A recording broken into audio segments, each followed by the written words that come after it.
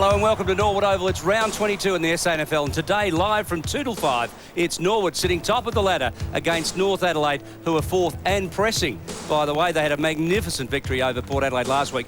Meanwhile, Norwood had the bye, and games after a bye are always pretty dangerous. Stay with us too at half-time as we preview tomorrow's match between the Crows and Essendon at the MCG. And Port Adelaide and St Kilda, an important one. Can Port make it? Brisbane did the right thing. They lost last night to the West Coast Eagles, and a finals berth is still on the cards for the Port Power. Joining us today, our irregular regular, Gary Widow. Welcome, Gary. We love having you on. Oh, it's great. It's great to be back again. I'm looking forward to this game too, but you mentioned the AFL. Isn't that terrific the way that's finished? And this game today will be just as important with the old North Adelaide. Well, they've got a bit of a chance. Well, I remember, Gary, that the middle of the year, Mark Nayley said that Norwood would go through the year undefeated. Undefeated, yeah. That day, North Adelaide at Football Park beat Norwood. It was a magnificent game. That's right. They came from behind all day and stole an improbable victory. That's right, they did. That was a good win. And I tell you what, I saw North last week. They look terrific. They are really tackling hard. They've got good playmakers. This will be a top game. Down on the boundary line, Mark Nayley, the man who said that Norwood would go through undefeated. They've lost 3, Mark. You'd be a bit embarrassed now. Yeah, it must be a little bit embarrassed, I think, David. But, gee, I mean, they're still red-hot favourites to win this year's flag. Another without McIntosh this afternoon, and also their full forward and Jimmy West. They're still a good side without those two players.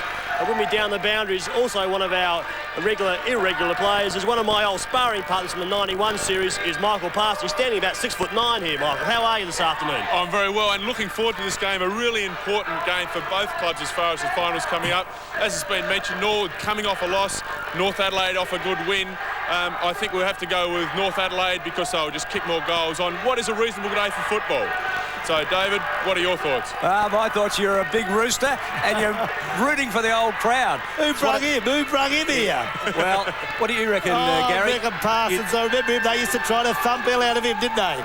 Yeah, well, the other big news in football this week, sad news, frankly, is the steroid affair. The AFL have their first AFL player to have tested positive for steroids. And, Gary, I think to an ex-football man, it saddens us all that it's finally come to a head. It certainly do. When you see headlines like that in the paper, Tigers drug shock, it probably had to happen. We've heard of the rumours that it's been around. I believe Charles has taken it just to rehabilitate an injury, but that can't condone it. We've got to keep drugs out of football. Mark Nayley, Justin Charles at 27. The AFL have suggested that he's going to be looking at a lengthy ban. They're going to make an example of him. Oh, they'll have to make an example of him, David. I think, he knows that that is an illegal substance. He knows it's against the football rules and the code of ethics. I mean, they just need to make an example of him. I mean, those 22 weeks should be given to him. A season out of football might just make his injuries recover a bit quicker. Now, Mark, there are people that say Boldenone is not a performance-enhancing steroid. It simply just repairs soft tissue. It's not like stanozolol or one of the anabolic steroids that beefs you up, makes you stronger, bigger, faster. They're thinking it's a soft drug, but I don't know that there's any such thing as a soft steroid. Well, they know the drugs that are illegal, and he's taken one of those. So, I mean, he's the one that's made the mistake. The club weren't aware of what was occurring while he was taking those drugs. I mean, he's the one to blame. He has to cop the suspension. Michael Parsons, 5 players since 1990 have tested positive to prohibited substances, but not steroids until now. So they're just starting to scratch the surface, although the AFL tell us that they have tested half of the players this year and they've got a pretty clean record. Yeah, the drugs, I mean, as Mark has said, the rules are there. The drugs are banned. They're not to be taken when they take it, no matter what the reason that they're taking it. And Justin Charles is saying is it was for a rehabilitation. But, he knew what he was doing when he took the drugs. He's come forward and admitted he's done it, apparently. I think he really has to stand up and take what the tribunal dishes out. Just share for us, what do you think the suspension be? A maximum of 22 weeks and rehabilitation and counselling. What would you give him if you're on the tribunal? The tribunal have to make a stand here, but, there are mitigating circumstances to a degree. The tribunal have to take that into consideration. Is it the worst possible case? If they give him a real hard one, getting up towards those 22 weeks, then what are they going to do if somebody comes up and really does take the attitude of taking drugs to give them an advantage over the other players in the league? Justin Charles, again, saying that it was only rehabilitation, so around about 15 weeks I think he's looking at. Mark Nayley, 22 weeks the maximum, or you think perhaps, as suggested in the paper this morning, 10 weeks about appropriate? I reckon 22 weeks, but I reckon what they should do from tomorrow is go to every AFL club, that's 16 clubs, and test every player in the competition at the moment, and then we will find out who is on drugs and who isn't. $500 a pop. I think you're on sometimes, Yes, Mark. What about you, Gary? No, counselling in 10 weeks. I reckon he's admitted that it was for rehabilitation of injuries. But the worst thing that's come out this morning, there is another player in one of the top 4 AFL clubs, I reckon. Now, there's been another player, but they wouldn't confirm whether it was an anabolic. It's a prohibited substance. It might be marijuana, or it might be some other substance. So we've got to be a bit careful in that. So 10 weeks, you think? Yeah. Now, remember that on his contract, it's going to cost him, if he misses 10 weeks, somewhere in the order of $40,000 or $50,000 anyway. Yeah, I think it's deep that. The boys are right on there. We've got to make an example of this because he knew he was doing wrong. But the thing is, with the counselling nowadays, that's very important for this player because that could get him out of it. He could come back to be a very good AFL player. But he has to cop the penalty. He did the crime, but I reckon 10 weeks, as long as the counselling's positive, that would be good for the first one. But from then on, throw the book at him. Fair enough. Meanwhile, the premiership table in the SANFL looks pretty colourful, doesn't it? 5 teams really are a chance, Gary, to still win the flag. Oh, it's absolutely terrific. Norwood have been terrific this year, only with the 3 losses. Centrals, well, they've got a bit to give yet. Port have been a bit ordinary of late. North I've been very impressed with, and so on Sturt. That Sturt-North game will be a ripper in the finals. Mark Nayley, Port Adelaide can lose 3rd position in the double chance in the finals, so it would be disappointing given the fact that Port Adelaide lost last week. They could still slip from 3rd. Yeah, we can just see that. I mean, that top 5 at the moment, any one of those 5 sides, David, can win that competition, whether it's Sturt or whether it's North, whether it's Port or even Centrals. I mean, each one of those sides can challenge North. I know I mentioned before that at the moment North should be red-hot favourites, but any of those top 5 can win the competition. I think that's the point, isn't it? As we go to the goal kickers, the league's leading goal kicker this year, James West, not playing today, reported and suspended for charging 2 weeks ago. 71-23, pretty accurate kicking, Gary, generally. But look at McGuinness for Port Adelaide, 31-22. You've got to suggest that that's one of the reasons that Port Adelaide have struggled this year when their Rovers their leading goal kicker. I reckon you're right on there, David. The West was 71. That's probably the key of the season. A lot of the other forwards there go from 39. This will be the first time for ages there's only been one player over 50 goals, and that's West. And that just shows the way the season has gone. Not much different in the AFL either, Gary, is it? As we go to other games in round 22. Port Adelaide and South at Alberton. Now, Port surely, Gary, must get on the winners list again. Oh, you'd never know with Port at the moment, do you? They were ordinary last week. South with a great win, but Port should win that. Michael Parsons, Glenelg and Sturt. Early in the year, you would have thought that Glenelg might have had their measure, but Sturt really have had a terrific year and Glenelg have struggled. Yeah, Sturt have just picked up their momentum as they've gone through the season. They've got a sniff of what it's like to win again. The whole club's excited. Down the bay, that just hasn't worked for them this year, so you really, I think, have to look at Sturt. Central, Gary, shock loss last week to South Adelaide. You'd expect at Elizabeth Oval, where they have a terrific record. I think they've only lost 1 game in the last 2 years there. They'll beat the Eagles. Yeah, they're a lot different out there, but I would like to see them win away from home. It was a shocker last week, but Centrals and the Eagles at Elizabeth, you'd have to say Central's probably pretty easy. Now, you're an old Bulldog man. What realistic chance have they got for the flag this year? They were very close last year. You certainly were, David. Yeah, I think they've got a chance. There's a little bit of a worry out there at the moment. They're not going as well, probably, but they're around the place. They're in second. They've had an up and down year. I think they've got a chance because of their last 2 years' disappointment, losing 2 grand finals. They'll be there again. You think they're mentally tougher? I think they're a lot tougher this year mentally, yep, so Terrific. I hope so. Fantastic. Terrific. Now, North Adelaide, Norwood have met twice this year. 1 win apiece. In round 1, they met at Prospect Oval. Norwood absolutely hammered them, and Gary, we saw them in a practice match just the week before that, where I think Norwood won by something like 15 or 16 goals. And I thought North were in for a very hard year, but look at that recovery in round 13. The first side to beat Norwood this year. Yeah, Chris McDermott's done a wonderful job there. They're a hard tackling side, as I've already mentioned. This will be a ripper today to go along with that. Yeah, Norwood too good very early, and they were beating everyone early, but in that second one, North turned the tables. It'll be a beauty today. Sanford kicked 4, Parker kicked 2 in that round 13 match for Norwood, while Harvey and Malloy kicked 3 each for Norwood. They're the ones to watch today as we go down to the Norwood change room. Dale Fleming just having a bit of a stretch. Yes, they all do the stretching now. It's very wise. In our day, you didn't do that, but they all do it now to get nice and warm before they get out in the ground. And don't they look fit and don't they look focused in the Norwood rooms? Peter Rowe, the coach, just a little nervous. Stephen Rowe. Rowe'd won a big one, wouldn't he? He's been probably, I suppose, a bit down on his form of late. Early season form was quite terrific, but during the week, Mark Nayley caught up with Red Leg vice-captain Anthony Harvey. Well, Anthony, your side finished 3rd last year. Is it better prepared than it was this time last year? I think we've had a better lead up this year to the finals, and I think we're a lot more experienced. We've learned a lot from the past few finals campaigns, and we've got a bit more depth as well this year. You're 6-1 favourite this week in the paper. How do you rate your season so far this year? Not too bad. It's been a bit cut short by injuries, but I don't think I'm in with much of a chance, but hopefully I'll get a couple of votes. Well, you talked about losses. So far this year you've been without John Cunningham and also Todd Davey for most of the season. He's coming back soon. But how important are those two players to the club? Yeah, we've been able to fill holes right throughout the year with injuries, which has been good because of our depth. But players like John and Todd are hard to come by, so they've been hard to fill. You had the bye last week. Has training intensified over the last month or so? No, we've been working pretty solid on the track, and especially the last 2 weeks, and we should be easing down towards the finals now. North beat you last time you played him, which was back in round 13. Just how have you prepared this week against them? I think the boys are sort of a lot mentally fresher after the bye, and they'll all come out. We're really looking forward to another good game against North. And just how important is Gary McIntosh to the Norwood Football Club? Hopefully we'll have him back by the first final. And who's your tip for this year's Magarey medal? If I was a betting man, I'd back Andrew Jarman.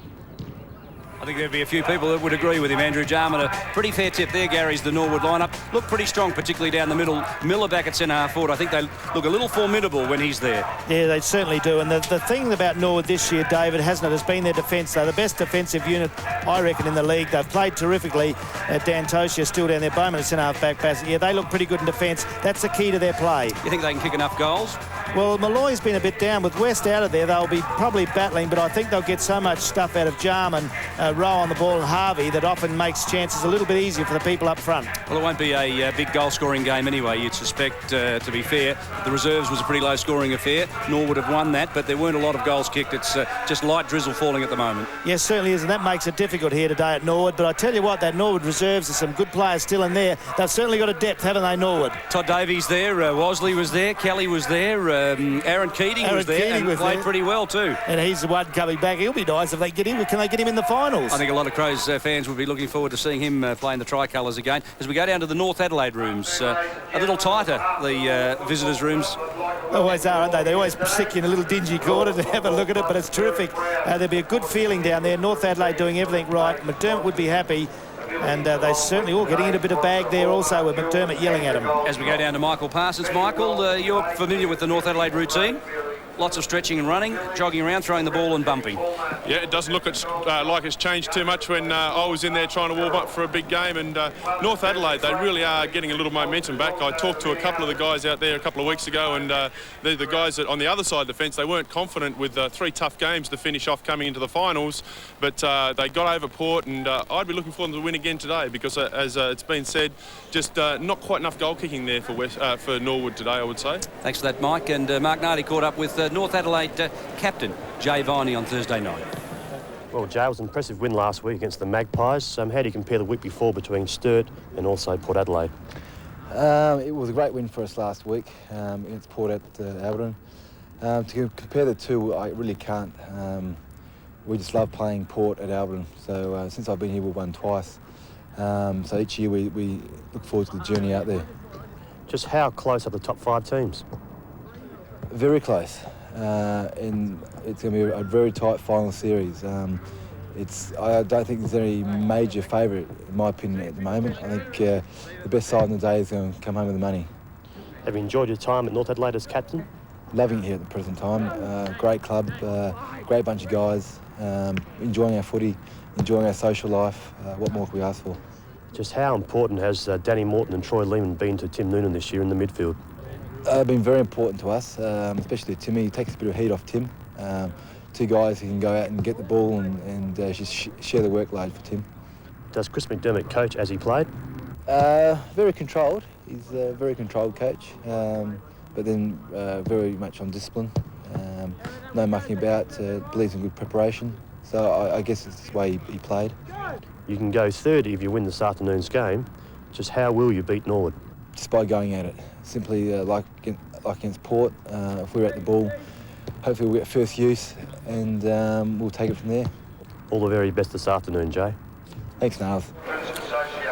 Yes, and as Jay Viney said, very important for Tim Noonan and Danny Morton to get hold of the ball today. Greasy conditions here at the parade, and then we've got Hollett coming in at full-back, or Ebel was going to play at full-back today, so it'll be really important that North Adelaide get hold of the ball first and then run the ball out of the defensive end of the field and give Big Parker a chance to kick some goals at the other end. I still like the look of North Adelaide. I think they can get up in hopefully what will be reasonable conditions. The ground's still in reasonable nick, and if the rain holds off, should see a good game of football. Michael, you'd suggest that the centres of Hodges, Gerke and Armstrong, and perhaps the rucks of Rosenboom, Noonan and Morton will hold the key for the Roosters today. I think it's absolutely crucial, particularly with the absence of Gary McIntosh as far as the ball-getting ability of Norwood's concerned. And Timmy Noonan and Danny Morton, they really are ball magnets. They really do get hold of that football and get it forward. Timmy with his hands, and Danny Morton's just proved to be an excellent player this year for North Adelaide. Absolutely true. We caught up during the week with Peter Rode and Chris McDermott, the two coaches, and asked them their thoughts on today's game. Yeah, it was pretty important for us. We knew Port would be competitive and come out hard after 2 losses, and especially after our previous 2 weeks, I thought the win was pretty important for the club, get us back on track as we go into a couple of hard games. I think that the 1-all is a pretty fair indication of where we lie in relation to one another. We beat them quite easily in the start of the year, but I think they've improved a lot since then, and they beat us by a few points last time around at Footy Park. So, we're pretty well matched, I think. If anything, it's a bit of incentive. Norwood are sitting pretty at top and probably can't get knocked off from there. For us, every week's just important for us to keep winning and go into the finals with some confidence. And if third spot opens up for us, we're well and good. And if it doesn't, and we happen to play in the elimination final come the first finals day, well, we're prepared for that as well. North's confidence is obviously pretty high after beating Port Adelaide last week. I think that, like most teams around, they're pretty strong in the midfield, and when they get on top, they play very, very strong attacking footy. So our job is to make sure we contain the midfield players, and hopefully our strengths in the key positions can win out on the day. I think we've played our best footy this year when we've been physical and won the 50-50s, and I think Norwood play a similar brand of footy to Port Adelaide in that they are very aggressive. Their hands are probably a little bit more dangerous maybe than Port's, so obviously Jarman, Rowe, Harvey, those players have to be watched pretty intently, and I guess the centre square, who wins that will be pretty important. We've already tied away top spot on the ladder, so I suppose in some ways the pressure comes off us to a certain degree. Now, that's not always a good thing. Sometimes the players can relax when they know that, but I think with 2 weeks to go to the finals and knowing we're going to have the first week of the finals off, I think there's a lot of competition on for spots, and there's a lot of pressure on the guys to start playing good footy in the run into the finals. So whilst there's no direct pressure on us, I think indirectly there's still a fair bit there. We were fortunate at Footy Park when we met them. I think they'd won 10 in a row and probably primed to be beaten. This time it's a different story. They have had a couple of losses and probably been brought back to earth a little bit, and they'll want to go into finals in good form. The key match up on the field will be in the centre, I think, and Jarman's been a very good player for us, and we expect that Gerke will probably pick him up, and whoever wins in that duel will probably have a big influence on the game. I think a very big influence on the game. Gerke and Jarman, I'm looking forward to that. Licking my lips almost. Stay with us. We'll be live till 5 o'clock, and we'll carry you throughout the afternoon. It's a bit wet. It is a bit wintry, and I hope you're enjoying a cup of tea and enjoying our coverage this afternoon. And as we go to the toss, right in the middle of the ground, Viney on the left, and Anthony Harvey, vice-captain for Norwood, and Craig Barham, former Norwood ruckman, tosses the coin. Jay Viney wins and kicks to the right of screen to the southern end of Norwood Oval. Jay Viney has certainly been a terrific recruit for the Roosters since coming across from Sturt, and I think the Double Blues might just have appreciated his experience as they run into the finals as well. Meanwhile, a few other players around Jarman. Fellas, a real favourite, probably the favourite.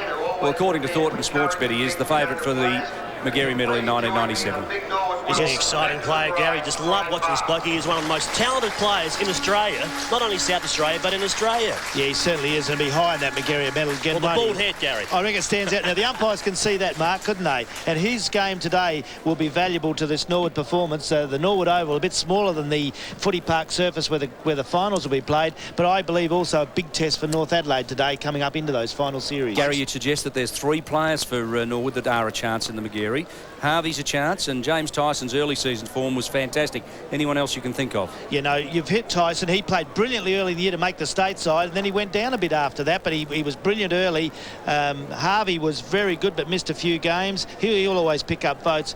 No, I can't see really more other than West. I don't know if the goal kickers get too many now. Mark, we'll be covering the McGarry medal on September the 16th, Tuesday night at Football Park Convention Centre. And perhaps for North Adelaide, we would fancy perhaps 2 or 3 choices. Morton, Hodges and even Gerke, you'd suggest, would pick up votes. Yeah, we're just sort of speaking to even their coach, and Chris McDermott, on Thursday night. He sort of indicated that possibly Jarman might be his favourite, but he also gives his couple of players in Daniel Morton, also Lehman, and don't disregard the young Tim Noonan as well. I mean, he also has had a very, very good season. Just saw Tim Davis on screen, just heading off right. His clash today with Jason Miller will be pivotal. Jay Viney just getting a little bit of sticky stuff for the fingers. And there, fellas, is Harvey. What realistic chance? He's got to be amongst the top 10 pole getters this year for sure. Well, he's one of the best ball getters in the competition. Used the ball well. He stands out. He's a running player that really would stand out to the umpires. Yeah, I think he'll be good. You'd think it could come from Norwood. They've had a lot of wins this year. They've looked good in those wins, so you would think Norwood players would be up right at the top. Some good players there too. In the this centre bounce area there was going to be very vital today for these chances. The oval's a little bit heavy there. We've had a bit of rain this morning, so this centre will be vital to each team's chances to get out there quickly. Richard Gerke, the other player, we suggest might poll some votes and take a little bit away from Morton. You'd suggest. Have a look at that match up in the middle there. We see Rowe, also Harvey and Jarman, as Gary Window mentioned, and Eastor, the big ruckman, but up against Gerke, Noonan and also Danny Morton. 6 players in that middle, 8 players in the middle with the ruckman. They are match-winning players. The umpires today, Troy Burton, Mike Humphreys and Greg Inge, as we prepare for the first quarter at Norwood Oval. Your commentators are Gary Window and Mark Daly. Norwood and North Adelaide today. Norwood in first position, North Adelaide in 4th, but this will be an absolute ripper. Bounce down in the centre of the Norwood Oval. Knock away goes to Easto straight away. Jarman, beautiful play. He kicks long in the forward area. Good grab from behind. That's a beauty taken there for Norwood. That's young Sujay Cook, and he's grabbed it to the 50-metre line. How about Jarman? The way he just placed that ball, a beautiful knockout in the middle from Eastor. He just had the time to be able to palm the ball down to Jarman's throat, and a lovely placed kick by Andrew Jarman. They reckon this kid can play. This will test him from 48 metres. He goes in. He's over-kicked it because he was trying to get the distance. It's offline, but it's the first score for Norwood. They go to 1 point. North yet to score. Well, fellas, the breeze doing nothing here this afternoon. It's not going to favour either end at the moment, so really the advantage is with no side. It really is down to who is the best or the side that is most committed this afternoon to win this game. Evil, the improving fullback for North Adelaide, struggled with injury last year, but has cemented a place for himself in the final stages of this year. Pushes it down the middle. Rosenboom got 2 hands to the ball, dives on top of it, tries to feed it out. Jarman cleverly off the pack, just went forward. Armstrong dives on top of it, and following him was Toomey. Will have a bounce. You just sense the tension. Oh, you can hear today. Finals football's nearly with us, boys, and I tell you what, all the players you can feel now the real season starts. There's a bounce down at centre half full for Norwood. Fairly heavy conditions. This is always like that, but hey, it's great for football. Norwood got first blood with that point, but they're within range now, 50 metres out. Knock away from Miller, goes straight back into that pack of players. This is where North won't give it away. They're very tough in the clinches and have done very well of late in those sort of conditions. Well, we've seen the Roosters over the last couple of weekends. They've been very, very good running out of the back line with the use of their hand. Now, the conditions will suit that type of running, but their big find today must be up with Parker and also for Sanford. They must take marks and kick goals. Yeah, you did right there, Mark. And Eastor sitting a kick behind play at centre half back. So they're aware, North Adelaide, of the running game of the Norwood side. And Downsborough has got a free in that huddle. Yeah, tackled. Yeah, Morton didn't try to get rid of it. He was holding the ball. He was tackled well and made no attempt to get rid of it, which some players do once they're tackled now. And he'll pay the cost here. Downsborough with a chance to score. He's had a difficult year with injury. He'll need to find form. He's 45 out, almost directly in front. The kick fades to the right. Malloy has a biffo in the goal square. And Rosenboom, the man to accommodate him. Oh, they're into it there already, and young Davis involved in there too. That's footy. That's what it's all about. We've seen plenty of that through the week, but long as there's no king hits in that, I think it's pretty good for the game of football. It is a rough, tough game, but it's also very skillful. As Ebel brings it into the outer side there, umpires are calling something from the centre, the second umpire. We might ask Mark Naley at half-time to talk about that West Coast and Western Bulldogs incident last week. Don't bring it up, it's ridiculous. Evil comment from Mark Naley as the ball comes to grandstand side. The red leg's got a towel. Noonan's pushed in the back. Play allowed to go on over the shoulder, not paid. Oh, Tyson's tackle, didn't get rid of it. Bounced down right in front of the ABC commentary position. As you in front. You see the tackle there, too high by Rowe. It should have been paid. The umpire possibly not in the best position, but there's 3 of them out there. One of them should have seen that incident. I like the way they're letting it go today, encouraging the players to go at it. I think that's one of the things about South Australian umpiring. Apropos of the AFL, they're just picking up everything in the AFL. Ticky Touchwood for mine. I like what they're doing. Big clash, falls down to Jarman. Under pressure from Collins, gets the kick away. Harvey, look at him. 45 out directly in front. What a beautiful kick from Jarman. Under great pressure, just put it out and let Harvey run onto it. Yeah, well called, Dave Mackay. Again, we see Jarman coming through the midfield, just placing the kick out in front of the player so they can run into it. He's not trying to kick the ball or to cover up the football. He's just trying to direct it to the player. 24-year-old vice-captain, close to the man on the mark, but the kick looks pretty good. The crowd likes it. Good crowd here at Norwood, considering the conditions. And Norwood get on the board with their first. Some good, strong defensive work started there across the back line from Tyson firstly. You see Jarman under a fair bit of pressure, had players coming from either side of him, but just put the ball up. Harvey found a little bit of space away from Davis and took a good mark and kicked a good goal from 15 metres. Oh, Jars, you little ripper. You're right. The bald head stands out. It wouldn't matter if he had flowing locks, though. He'd and still a long stand jumper out. as well. Absolutely. Classical play that was from the star Norwood player. There's the bounce down in the centre of the ground. Norwood 1-2, leading North yet to score. They'll need to get a hurry on. They get it away with the ball towards Squire. He can't take it. Battling through they are, but it's away with Rowe. That was well taken by the Rover. He kicks long to the outer side of the ground, but it's all North Adelaide out there in the tuck. Mark taken by Sutherland. He played also well last week for the North Adelaide side. The half-backer now drives long. Centre half forward, looking for Sanford. He's up in front, can't get it. Knocked down to the front of the pack. Morton does well to read the crumbs. Scrubby left foot kick. No one can pick it up down there. Herbert overrun it. Handballing away though. It's all Norwood. Ends up with Dantosia. He's got it near the line. He goes one way. Oh, what of a player he's been for the Redlegs. He brings it to grandstand side with a well-placed kick. 2J Cook over the top of it, feeding it out was Toomey. Now Harvey steps away, blasts it long. Miller's the target, manhandled. Play on, said the court. Davis not infringing, said the umpire. Sutherland mops up, goes inboard. Jarman just applies enough pressure. Morton feeds it back to Noonan. They'll be important this afternoon for the Roosters. And the kick's on bomb, and there's a free. It's a push, and it's going to Lucas Herbert. Yeah, the big fella up there, he's in the right position. Maybe a little bit ticky Touchwood. A little bit ticky Touchwood. He's got the free kick and should kick this through the middle of the goals. Pretty soft. He's a big bloke. It was body on body, wasn't it, really, Gary? Once they see the hands, the umpires, they probably do it, but oh, this is a big man, and I couldn't see him going down like a bag of wheat like that. Well, we'll get a chance to have a look at it on replay, but either way, Herbert is 20 metres out directly in front, and the big fellow's taken his time. Started in Mount Gambier, came to Glenelg, and Chris McDermott, pretty astute judge that he is, dragged him off from Brighton Road and turned him from a Tiger into a Rooster. Thinned him down a little, and now he's got a potent big man who kicks his first. That was well done by the big bloke, wasn't it? That's a great goal. I tell you what, he's all right. Well, that's what he's up there for this afternoon. You just see here, Gary, just really body on body. A little bit soft on it. He was trying to find some space or trying to get inside that Norwood player. The Norwood player just put his body on him, and Herbert went down. Pretty soft. It was pretty soft, you're right. Strike alike. Well, Norwood Oval, boys. They've been worse than that here. I'm going to give you blokes a whistle. Bounce down, centre of the ground. You're with ABC, all the top football. 1-2 Norwood leading North, 1 goal, and we're only 7 minutes into this first quarter. North Adelaide Squire, that's a beaut. Look away, handball. He goes to Collins. Oh, pinpoint pass. That's terrific stuff. Squire's got it. Jeffries it is. He goes wide. The handball away. They're in again. Good kick by Hodges. Goes towards goal up to the parade end. It's offline. It's missed. It's a minor score. But North attacking down there now. 1-1. Norwood 1-2. Yeah, young Scotty Hodges is a pretty exciting player, but another player that I want to see this afternoon is a player you mentioned before in Damien Squire. I am very impressed with Hodges. It's not much of him.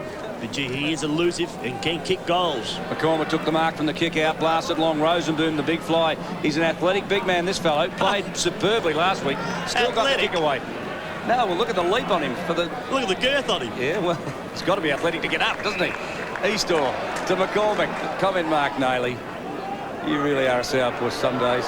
McCormick to Miller. Miller, good work, tough work underneath the ball. Davis, who really is out-muscled, is not giving anything away. He's fighting on. Sujay Cook brings it back inboard. This is Toomey around the corner, squaring it up. One-handed attempt by Downsborough. Malloy gathers the ball. Eagle claims him. Quickly the handball goes away to Downsborough on the left, and the big fella kicks his first. He liked that one. Yeah, good running play by the Redlegs. They ran it down the outer wing, came inside. The ball was set up beautifully here. This is Cook. Just a quick handball across. It was set up nicely. Downsborough nearly takes a sensational one-handed grab. Malloy just held his ground with brute strength. Gave the ball back to Downsborough, and a good goal. That brings up their second for the afternoon. Good start to this game. We're 10 minutes into this first quarter at Norwood Oval on ABC Sport. It's a ripper already. Very important for North Adelaide. They put on a big contest today. Bounce down, goes pretty well. More in the Norwood favour. Can't get away. Oh, Morton does well. Picks up. It's a scrubby kick into half forward. Comes away to Jarman. His tackle when not in possession. Collins gets it away. Sanford's good. Gets it away to Morton. He kicks goalward. It's knocked away down there. They come in hard at the ball. Jarman's down there also. They can't get that out. And there'll be a bounce down. That was Parker tackled there. Bounce down about 30 metres out in front of North Adelaide's goal. They're kicking against the slight breeze, I would think, to the parade end of the Norwood Oval. Yeah, not much breeze here. The boys have mentioned it all. There shouldn't be any worry. Trying hard to get it out of there. North Adelaide under a lot of pressure. McCormack does well. He's tackled. Packer player still there. Another bounce down, 45 metres out.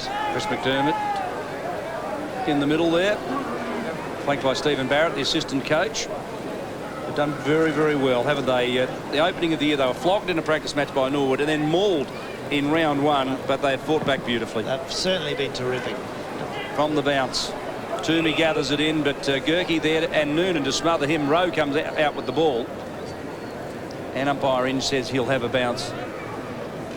The crowd really, I think they're just waiting for it to erupt, because the intensity at the ball has been terrific in the opening 10 minutes of this game. 14 plays 7. It's a 7-point ball game. Sanford, who was terrific last week against Port Adelaide, tries to feed out the handball and couldn't do so. As we go down to Michael Parsons on the boundary. Yeah, the rucking jaws are really interesting at the moment. Rosenbloom just really not getting near the ball, but North Adelaide still seem to be able to get away from the middle after that first break from Andrew Jarman. Mike, keep an eye on the ruckman. We'll come back to you. That's your forte, of course, and we'll get you to explain what's going on out there in just a moment. As Tyson misses it, gathering it in, Hodges bends it back. Good, well, I was going to say good discipline, but I think he miskicked it. I think he was attempting to put it to the point of the square, but it came round and scored a point. Yeah, young Hodges again. He's pretty elusive, as I said before. Can find the football. Pretty exciting there. We see a 6-point ball game. Kick goes wide to Jarman. He's picking up many kicks. He'll put that somewhere. He's found his teammate in Rowe. Half back line. Away they go again. Good play around the outer side of the ground into the centre wing position, but a good mark taken there by Sutherland. Charles Gary's had 5 kicks already. Oh, he is. He's an amazing player. They've all been beauties. There's the handball away to Davis. He's under a lot of pressure. It's blocked off the boot. This will give the Norwood runners a chance. Cook there with a chance. Throws it out towards Malloy. He couldn't take it. In the centre of the ground, they all pile up. Bounce down. We just noticed it's a little bit slippery in that 15-metre centre square area. Players just finding it a bit difficult to hold their feet, but what a great smother there by the big fella in Miller. He's been missing for most of the season. Played a little bit of reserves football, had a little bit of an injury as well, but he's back for the finals. Wasn't he terrific last year against Western Australia in that state game? He scared a few blokes out there. He might do the same in the finals this year for Norwood as Noonan goes forward. Jeffrey's over the top of it. Dantokia holds him in. Now, Gary, is it Dantokia, Dantosia? Help me out. Dantosia, we usually say, but it's Dantokia. I believe it's Dantosia. You'll always get that, so... Well, we'll go with you, and when we get in trouble, we'll blame you. So it's Dantosia today. Bounce down within scoring range, about 50 metres away from the North Adelaide goal. Thanks, David McKay. Well done to get me the strike from Naylor. He always gets upset. He is an aggro bloke, isn't he? As the ball goes near the boundary line for a throw in centre wing. Well, Mark Naylor thinks I've got him in trouble all year. Have a look at that. One of the legends, and I mean legends. You don't use that word too loosely, but he is at the parade. You speak to the players and have so much respect for Gary McIntosh as a player and as a gentleman. Throw in grandstand side. North Adelaide get the tap down towards the front. Easto does well. Jarman over tackle. We're not in possession. Play allowed to go on. Squire's got it. Goes onto the left foot. Dantosia there can't mark. It goes in the pocket. Parker's through hard. He couldn't take it. Good play by Jeffries. Gets it away to Sanford. He goes in towards goal. Battling down there. Herbert's held. He's going to get another one. What? Herbert's going to get another one. Comment mark this contest here. One-on-one. Okay, the Norwood player's got Big Herbert's got his hand across the Norwood bloke's face. Okay, the Norwood player was just trying to hold his ground as well. He had both hands on Herbert. How could the umpire call the decision out of that? There should have been play on. Let it go.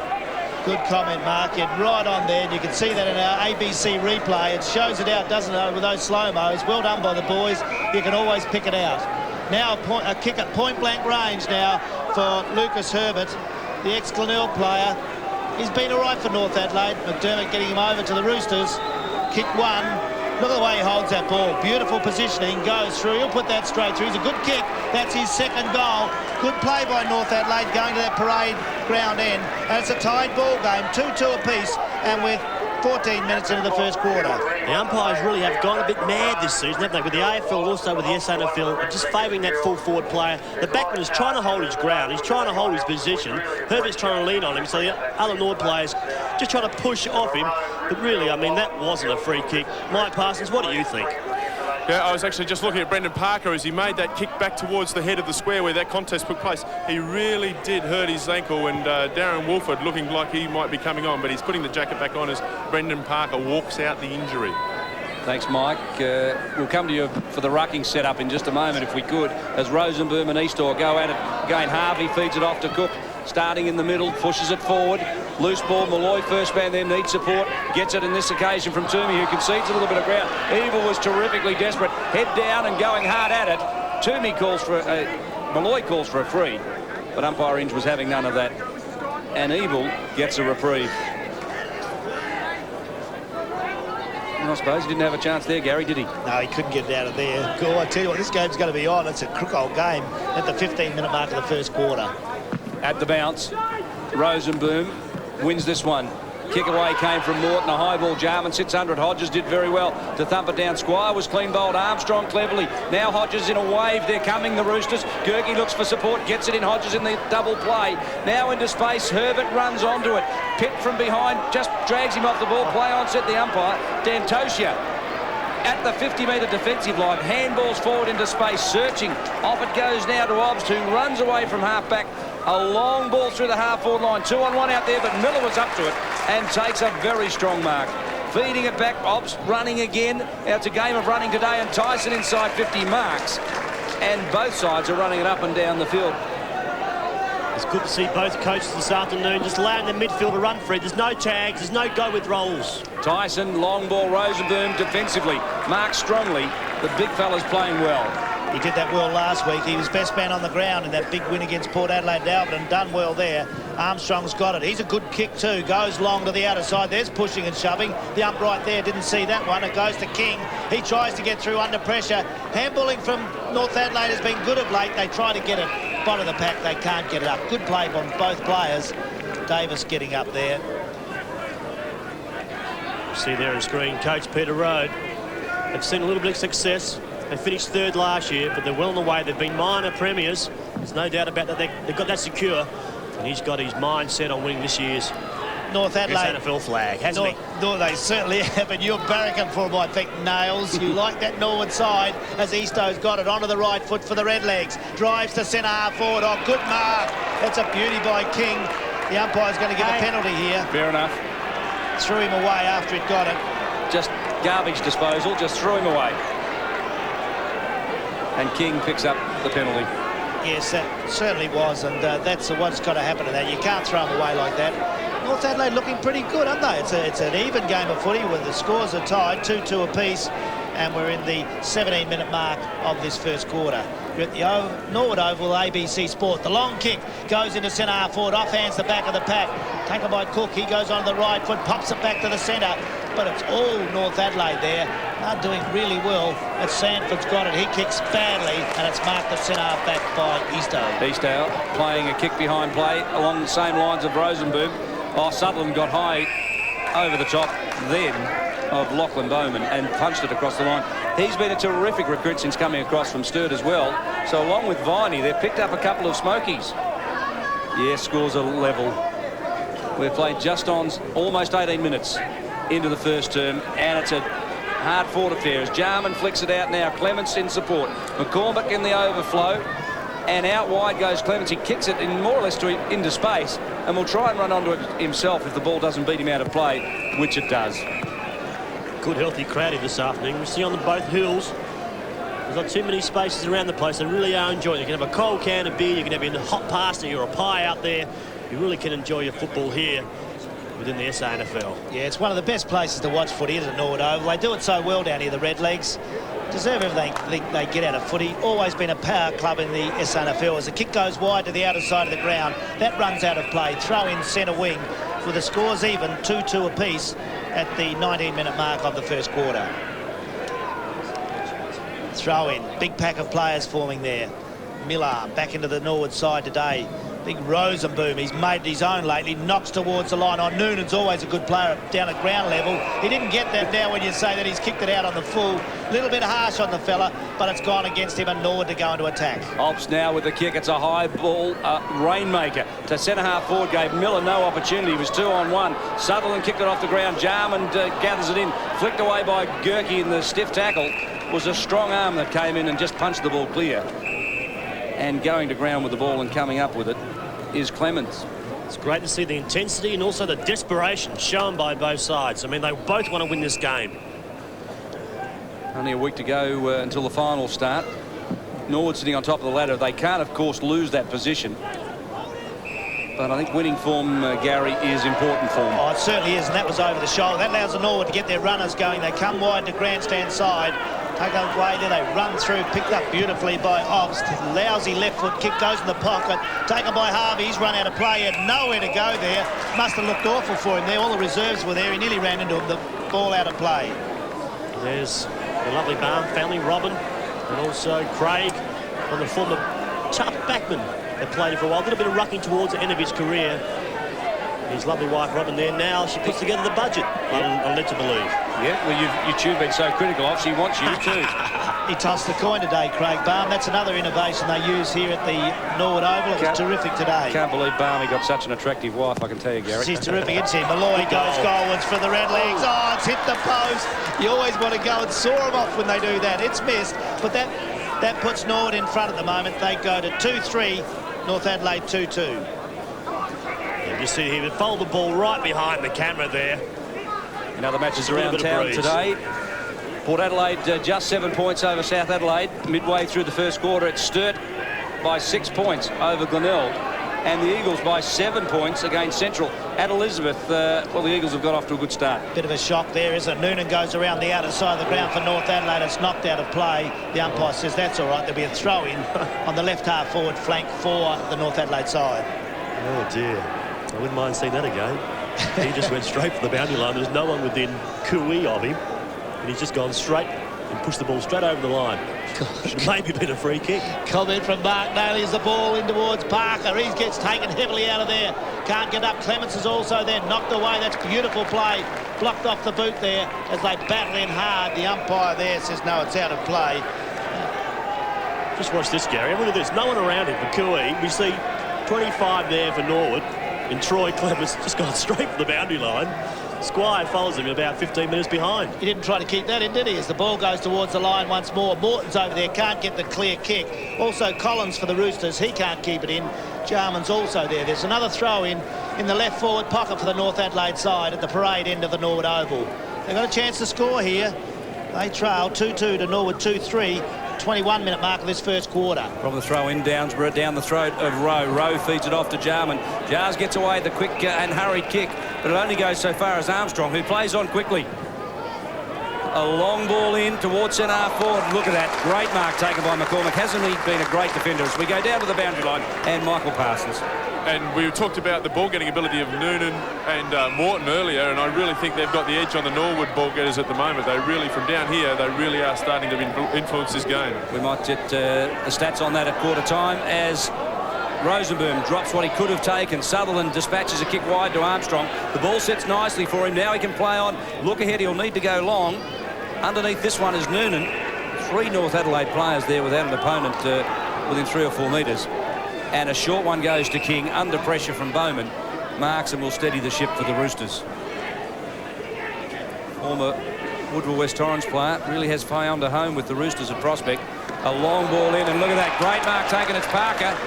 He was fantastic a couple of weeks ago against Sturt. Had a slightly quiet one last week against Port Adelaide. But when this fellow is firing, there's no one better at kicking goals for the Roosters. Well, he's second on the list, isn't he? He's kicked 39. He's been an important part of this north side. Well, he's not so accurate particularly, Gary. He's 39-33 for the year, which really a 50% or thereabouts conversion rate. You've got to suggest in the finals he's got to improve that. Yeah, I agree with that comment. 53 games to date, 112 goals, so his strike power is pretty potent. From 40 out directly in front, that is a beautiful kick. No worries with that one, and it's right through the middle for his first. Well, that puts North in front now. You see their 20 plays, 15. The 23, nearly 24-minute mark of this first quarter. But wasn't that a good delivery from the North player going forward? A good, strong mark. Under a fair bit of pressure was Parker, but took it out in front. 2 grabs at it. But then this is what you expect from your big men, from your forwards, is to go back and to split the centre of the goal square, which he has just done. Brandon Parker, well done, and that puts North Adelaide at 3-2 to 2-3. That's good in the first quarter. We've had nearly 25 minutes in this first quarter from the Norwood parade.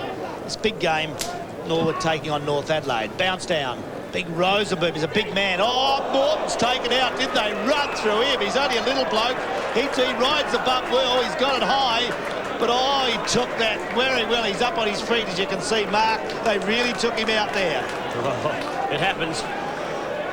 You little blokes takes are me there. back to my roving days. You little blokes are there to be taken out, aren't Those you? weak half-back players, they come through. They try to knock the small blokes out all the time. Target Umpires practice. should respect the player going for the ball. Oh, spoken like a true rover. Spoken like a true rover. And there's another one getting off the bottom of the pack. Rowie, always down the bottom. He knows what it's all about. Morton, that did well. He's got up, but that took the stuffing out of him a bit. But he's been a good player all the year. Bounce down, centre of the Norwood Oval. Pretty good conditions here. Not much breeze. Been a bit of rain today. Knock away is good from Cook. Goes forward, but Noonan does well. Does he scrap well? He kicks it forward. Squire's got it. Intelligent. He's taken out, but that's a beauty to Sanford. He gets it away to Armstrong. He goes with the left foot. Puts it in the slot. Who's there? They bustle out for it. Can't get it clear. That was good play by Norwood. Number 26 there, and Stephen Pitt came out hard. He had to do that. Bounced down 30 metres out. Seems to me, Mark, that Norwood are going to take out the North Adelaide runners any way they can. You have to shut them down if you allow Morton and also Noonan and also Gerke run free. They will cut you apart, as we see here on screen. Another goal kick. Jeffries gets his first. Got it from Noonan. It was just fantastic work. Noonan is the master of feeding them out, and Jeffries the finisher. It's a good start by the Roosters this afternoon. Slight advantage of Bruce, but good work by Gerke in close, to Noonan in close, across to Jeffries in close, and good snap around his body. That's their 4th goal for the afternoon, and they are honestly taking it up. Okay, they're not matching it physically, but with skill level, they're going forward with precision football. Yes, their handball is better. We noticed that last week in their big win against Port Adelaide. Their handball in close, the reflex handball, which is a Noonan trademark at North Adelaide. Chris McDermott's left that in there. They're also hard tackling and like the close-in stuff. There's the knock-away. They battle out hard. Handball from Gerke goes wide. Viney's got it, gets a quick kick away. Didn't go very far towards centre wing where it just runs out of play. Can't keep it in there. And there'll be a throw-in right in front of the grandstand side of the Norwood Oval. Well, David, you'd have to say the Norwood Oval really wouldn't suit the style of play that the Roosters are trying to develop. Wait till September and the big open spaces of Football Park. That was that beautiful kick there by Viney. Wasn't it a shocker? The kids, we wouldn't teach them to kick that way. It's down in a pack of players. Centre wing, grandstand side of the Norwood Oval. League footy, Gary's got to kick any way you can. Didn't have time to get to the boot the ball by hand, so just banged it on. It's North Adelaide by 11 points. They're almost 2 goals clear of the top side. Rosenboom paddles it forward as a beautiful tap. Noonan can run onto it. Jarman claims him. Sujay Cook just wraps him up. Noonan wasn't going anywhere, and he just looks to have been a little winded in that encounter. Gee, I love his style of play. He just does not stop. He's got a terrific work ethic. Just keeps going. Shows no fear. We just saw in that contest. Had players coming at him. You see Timmy head down, tail up. There he goes. Comes in hard. I think it might have been Jarman, just maybe a bit late, maybe the boot on top of the head. Or maybe Cook also coming in. May have just got him. He's not too well, the little fella. No, bounce down. goes away towards McCormack. He can't get it. Harvey's also in there. He battles to get it out there. Downsborough. Oh, it's very rough and hard. Oh, I tell you, I like it. It's good. They're both getting in, both North Adelaide. So we go down to Michael Parsons on the boundary. And that knock to Timmy Noonan on the head is seen him come off. He doesn't look very well at all. And Darren Wolford's going to come on and take his spot. Looks like he's gone straight on the ball. Just looked like he got the Jarman knee on the Pruitt. Mike, is that how you saw it? No, I didn't actually see him take the head, but everybody around me says, oh, he's taken a nasty one on the head. So I had a cameraman in the way, so I'll kick him out of the way next time that comes through. Those pesky cameraman. Or perhaps when he hit the ground, maybe. Let's have another look at it. Gathers in the ball. Jarman comes in. Sujay Cook goes. Now he comes in and bang. I think you'll find it might have been the head that hit the ground. Great desperation. Meanwhile, back live, it's Pitt forcing the ball out wide to Obst. Armstrong and Obst have had a good running duel already. The two speedsters. Over the top is Toomey running on. Viney tries to close in, but he still dispatches the kick forward. And Davis in front of Miller. That's the way he'll need to play the big man. And he marks strongly. Now the siren's gone. And at quarter time here at Norwood Oval, it's North Adelaide by 11 points, Mark, in a hard-running, hard-fought first term. It really, to see Jason sitting ourselves for a fantastic afternoon. Started in the middle with Eastor and Jarman with the first touch of the day, went forward. But really, I mean, the midfield is where it's been won by both sides. Jarman's been very, very instrumental on their forward thrust, along with Tyson out on the other side of wing, and also in there with Rowe, and also coming through the middle and Harvey, who started so well. But North, I mean, their midfield players also have been very, very busy, with Morton getting many, many possessions, along with Noonan and Gerke going forward. Parker's kicking goals, and maybe the big fella Herbert may have got a couple of maybe soft free kicks, but he made sure he kicked goals. But honestly, this is just going to be a fantastic afternoon of football, and you're sitting home watching this live on ABC Sport.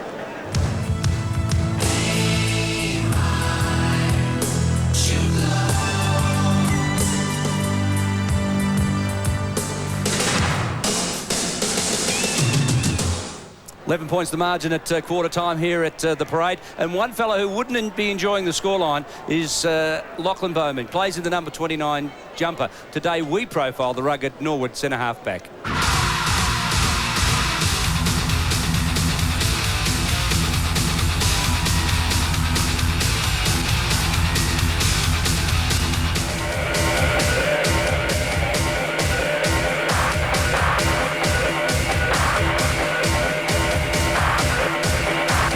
Well, my career aspirations outside of football would have to be to become a successful farmer and family man. My football aspirations for 1997 is obviously the premiership, and with more to follow. Well, when I'm not playing footy, I relax home on the farm working. Other sports played, tennis and cricket. My toughest opponent would have to be, and my most respected opponent would be Darren Smith. The importance of the SANFL, I believe, is to be successful in its own right and to produce up-and-coming AFL stars. The biggest influence on my career would be my father, accompanied by my family. My most significant football memory would have to be the first time I ran on the ground for Norwood with Gary McIntosh. My passion for the game hasn't waned whatsoever, because after all I haven't got a premiership at league level yet. Just to be relaxed pre-match. This year's Magarey medal will be won by Andrew Jarman. They all favour Jars, don't they? Well, it was a great quarter of highlights. Tough football. Downsborough kicked a goal that got the Redlegs going early. Harvey kicked their only other one for the quarter. Just going forward here. Good kick by Toomey across the top here. Downsborough nearly takes a spectacular one-handed mark there, Gary.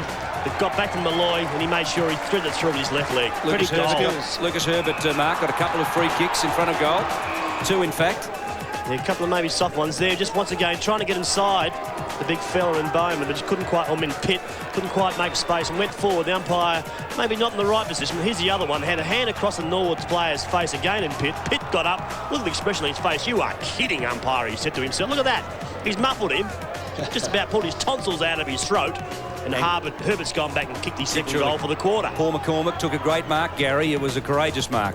Yeah, he's very good at this, McCormack. Since coming back from over, oh, that's a beauty. See, that's a hard one to do. Going back into the pack, great mark. Have a look at that.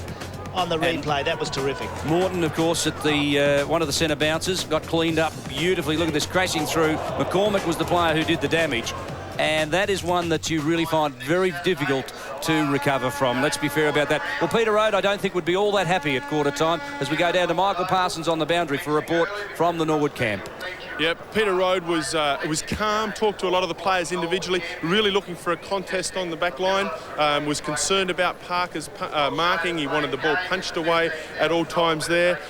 Also, Noonan and Morton, we talked about earlier, he really is concerned that their players are allowing those two players to get in front. On the other hand, with North Adelaide, again, coach there was very calm, talked to the players individually.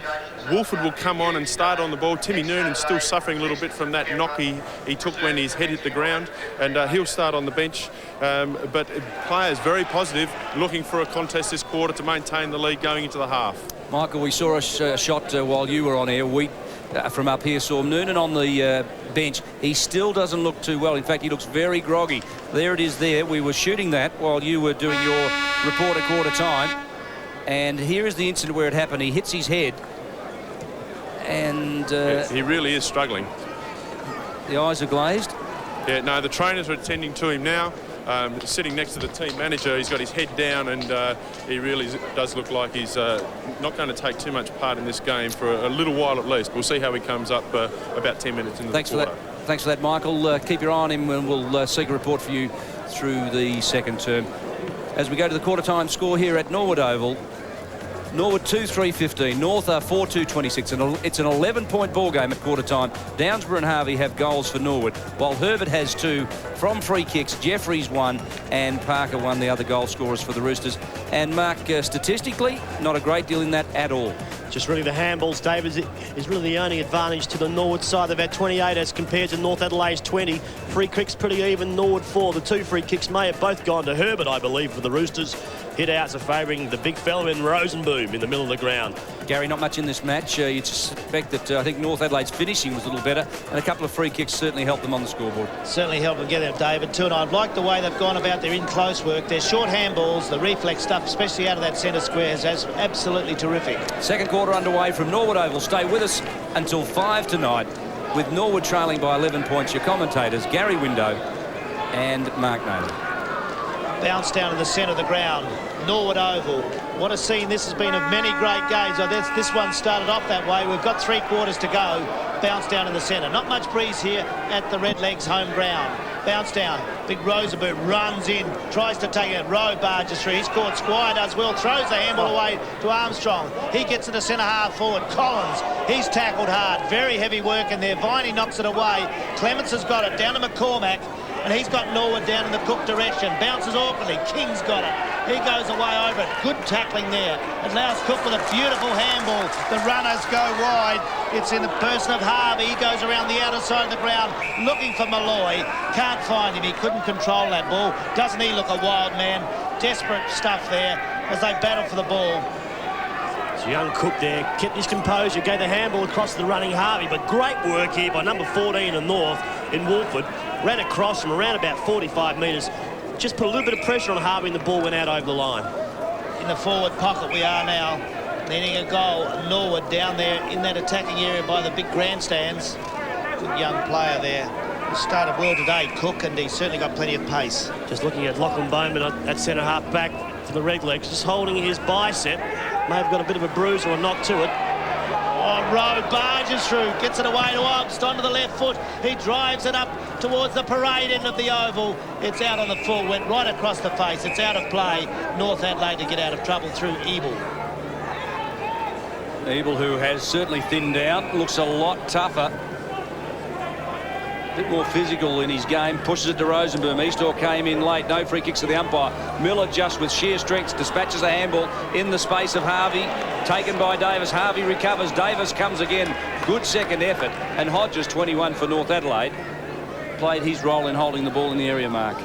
Yeah, good second effort shown by both players there, especially with Harvey. Under a fair bit of pressure. Ball came out, spilled out, but he went back again, made sure the ball was held up enough time for players to come and assist him. Rosenboom thumps it down. Wolford goes to the back door. Clever handball to Morton, who's running as always. They've tried to cut him out of the game by taking him out completely, but he's still running and running. Squire unable to keep it in. Clements in pursuit of him. Well, you're looking at the opposition coach there, and Peter Rowe, this is his home territory. He realises that he can shut down him. He shuts down Morton, shuts down Gerke, shuts down Noonan. Well, they're on the way to winning this game. In other matches around town today, South by 6 points over Port Adelaide. So Port Adelaide is struggling. Sturt by 13 points over Glenelg, and the Eagles by 13 points over Central at Elizabeth. North Adelaide into attack out under the grandstand, outer side of the Norwood Oval. The ball runs out of play. It's about 45 metres around from the goal. There's Tim Noonan. Doesn't look good, Mark. You reckon he'll come back? It looks better than what he did about 10 minutes ago. At least he's got his head up. Throwing big Sanford there, tries to get in the front, comes down to Morton again. He's tackled hard, can't get it away. Dantosia's over it. Collins also there. The ball's near the line. They can't keep it there, out of play. Now, you've been in the same position as Tim Noonan, Gary. Your legs go heavy. They feel like lead. When you come back on, you just don't even feel you can run. David, that was about 50 years ago. What are you talking about? He's got a good memory. Comment, Mark Daly. Thanks very much. Nice to be back with you, boys. Ago. Outer side of the ground. Doesn't have footy do that to you. I've got you. The ball goes around the outer side. Oh, that's a good take. They handle away. The running players are on now around the outer side through Tyson. He can't get it any further, though. Cook, oh, there's some heavy stuff there. Cook and Davis, it is, has got it. Half back line between there and centre wing. He gets the Roosters back into attack. Going against that slight breeze. Oh, that's a good grab over the back. Taken by Glenn Sanford. That's a beauty. Played well last week in the key centre half forward position for the Roosters. Centres the ball, looking for Parker. He's a good mark, this bloke. He's got it. That was a good grab, Mark Daly. That was a beauty. A big man, but he took his ground and then held it. Just too strong. That's all we can say. Bassett just can't quite get his arms over the top of him at the moment. Just too strong. But good mark by Sanford. I still believe that Bowman is carrying an arm injury at the moment. But the big fella in Parker, he really has. We said a couple of weeks ago against the Double Blues was very impressive. Took something in the vicinity of around about 10 marks. Was very good that afternoon, but should kick this goal. He's kicked one. He needs this one. Kick from 48 metres, usually a good kick. It's a long, hard kick. Oh, that's a beauty. Second goal. Well done to the North Adelaide side. That's a really terrific attacking movement. They go to 5-2, leading Norwood 2-3. You see Sanford up taking a very strong grab also. Just puts the ball out in front. The Norwood player there going back in hard. He just wasn't quite sure whether he should have put his arm across there or not. Heard the players coming towards him, but Bassett should have done a lot more at the moment. Parker was just too strong and too big. Looks like the change has been made already. Dead right, Mark. With Stephen Pitt going on to Parker. Well, it's danger signs for the Redlegs. They need to get the responding goal, don't they? And quickly. Obst over the top of the ball, calls for the free kick, and the umpire's not having any of that. Indicates he'll have another bounce. 5 minutes into the second term, and it's 17 points favouring the Roosters. Umpire Burton puts the ball down. Easthour wins it, goes in the direction of Jarman. He misses it. Rowe flips it out. Clements comes grandstand side, bends it back around the corner into the run of Sujai Cook. King over the top. That's screwed, and a free kick. That's all he could do. I think it was Wolford that came up over the top. It's not Wolford. It's number 34 for the Redlegs and Jason King. That's all he could do. He was committed. He dived. He lunged. Unfortunately, too high. Cook's kick pushed forward. Hollett just nudged Downsborough out of the contest. Rosenboom marked, and the Norwood crowd weren't happy with it. They saw an action replay of a couple that were paid in the first term. You can't tell me he's athletic. Malloy handballs it out. Harvey. Now Tyson on the right boot, bends it back, but not quite far enough. It's a point. 5-2 North, leading Norwood 2-4. North Adelaide to bring the ball into attack, going against the slight breeze to the northern end in this quarter. But they've started well, North Adelaide. They surprise me every week I see them. Really good. Remember, they're playing Norwood at the Redlegs home ground. They're tough anywhere this year, Norwood, but they haven't really got their game going yet. North Adelaide really competing well. The Redlegs need to get a hurry on. Ball through the centre. There's because that barging work by Gerke was good. It's come to Obst. He'll drive the ball in attack. Down there, the big fly from Malloy over the back. This little Cook, I like the look of him. He missed it! I shouldn't have said it! He missed it! Oh, he running in the open goal. Bad luck, young fella. He's missed it. Just watch the way this ball bounces from behind. He had no chance of getting to it. Nearly there. This ball couldn't quite time his kick. He did have an opportunity. Just couldn't put the foot to the ball.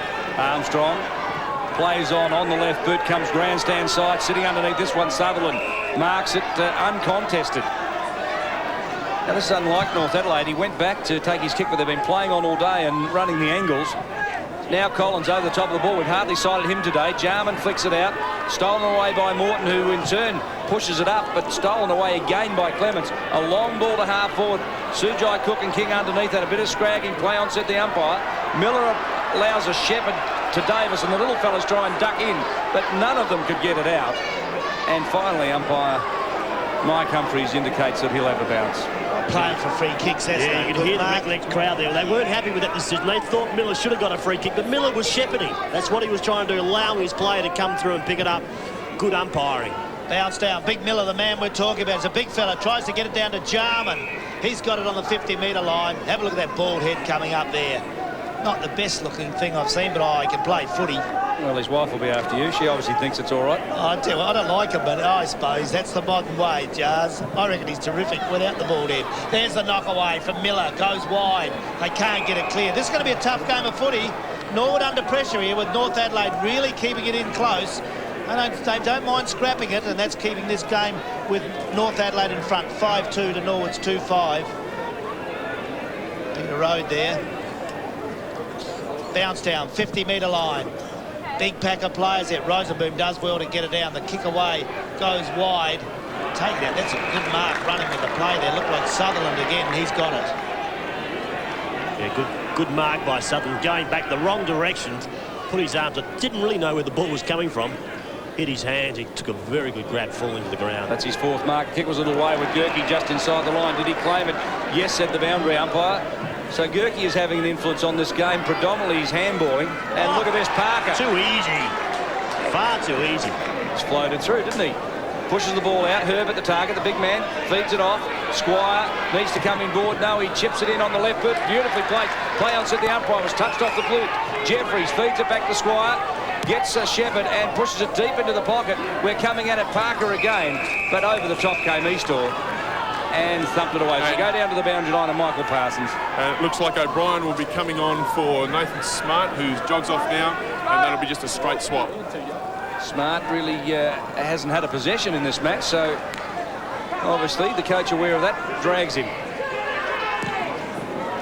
Kick away, long, grandstand side. There's the man that just came on, O'Brien. I don't know how he's on the fence because he's always a good player. Have a look at this from Nails, you couldn't get up that high. That was a beauty. Long kick. Goes into the centre-half forward position. Howitt there with a chance for North Adelaide. The big burly one goes over. Oh, he's taken out heavily by Malloy. Good handballing away to Davis. He clears to the outer side. It'll be Gerke out there. There's loose players. Mark Naley's picked them up. He's pointing out there as Morton's on his own on centre wing. He's got a mile to run in. He never bounces, this lad. He always has a look to see where he's going to deliver it. Goes to Parker. Not good. Not pinpointed enough. It's out of play. Wrong option. The wrong option there by Morton, but you call it right. Doesn't bounce the ball too often. Had time then. Had time to sit down that afternoon too if he wanted to, but he didn't. Decided to put the ball up to Parker. The wrong option. Should have gone longer with his kick over the top and created the run-on player from there. You're on ABC Sport. It's a beauty. North are leading 5-2. Norwood are 2-5. And we're 10 minutes into this second quarter. Norwood have got it now through Tyson. Outer side of the ground. Long. Miller can't mark. It's over the back. Rose there. Picked up by King. He's gone straight to the boundary line. And the umpires let him get away with it. How do they work out these deliberate ones? There was no intention other than getting it out of play. Good from a defensive unit, but it's no free kick. Interpretation, isn't it? As the ball comes back in, Miller bustled off the ball. In Melbourne, that'll be a free kick. I'm pleased to say it's not here. Let the big fellows body a bit. Give us some action. Full forward goes the kick. Downsborough from the front, and there's a player down behind Stephen play. Rowe, David Mackay. He's holding his knee. It doesn't look good for the Redlegs. His ankle. He's had problems with his ankle before, hasn't he? He has. So we go down to the boundary line, and Michael Parsons. Stephen Rowe twisted his ankle about 5 minutes ago and looks like it weakened it, and he's gone over again, and now they're calling for the stretcher, so Stephen Rowe in all sorts of trouble. Well, I'll try and get him off without the stretcher, of course, if possible. And great mark taken there, Sanford, who was so strong when they last met at Football Park. He kicked 4 that day. Well, you need these big blokes. Oh, there's Stephen Rowe. Isn't that awful to see? He's in pain.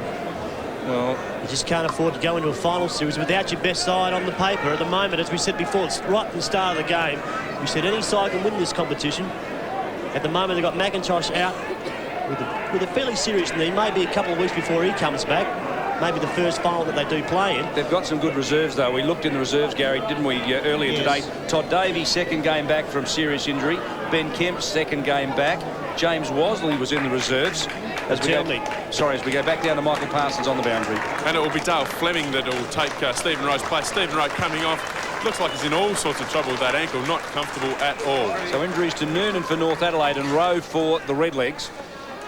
Kick on the outer side of the ground. Back with the live play on ABC Sport. It's on now. Cook does well to get a Jarman. He'll need to lift. He'll do that. Beautiful pass. Goes straight down into the attacking area. Good mark taken there by Big Miller. Jason Miller back in the side. I know why he wears the headgear. Have a look at that. Another Sean. Man, he's been a good player before he's injured, but he's whacked it down in the goal square. It's off hands, right in a dangerous attacking position. Clement's got a good handball to Cook. Can he make up the kid? He can. That was a flick pass, Gary. Oh, beautiful play, though. Well called it with David Mackay. It was, but it's a goal. Well done. Watch the replay, Mark. There's a flick pass coming up here. I don't think we've seen that since Teddy Whitten played. Can anybody explain to me what a flick pass is? We're about to see one. Watch Clements here, gathering the ball, and here comes the flick pass right now. No, handball. Lovely handball. Up across to Cook. Cook this time. You're blind. Well, the cameraman's even saying a handball. As we go down to Michael Parsons on the boundary. And Stephen Rowe's come off, explained to the trainers that he trod on somebody's ankle and he heard something go crack. Oh, no. So it doesn't sound good. And they're cutting the sock off. That is not a good sign, fellas. Oh, have a look at that. They do that to stop the injury to the ankle. Good camera work there. We can bring you everything on ABC. That's terrific players. Norwood going to attack, but the umpires pulled it back and Viney to get the free kick. Oh, that really hurts, Mark. Have a look at that. Yeah, the hardest part's getting your boot off, but the doctor's there at the moment. A fair bit of swelling already, so it's not a good sign. Norwood, though, got the goal they were after. As Cook, who's played well for Norwood, puts it into the forward line. Miller's got it. He's 50 metres from goal.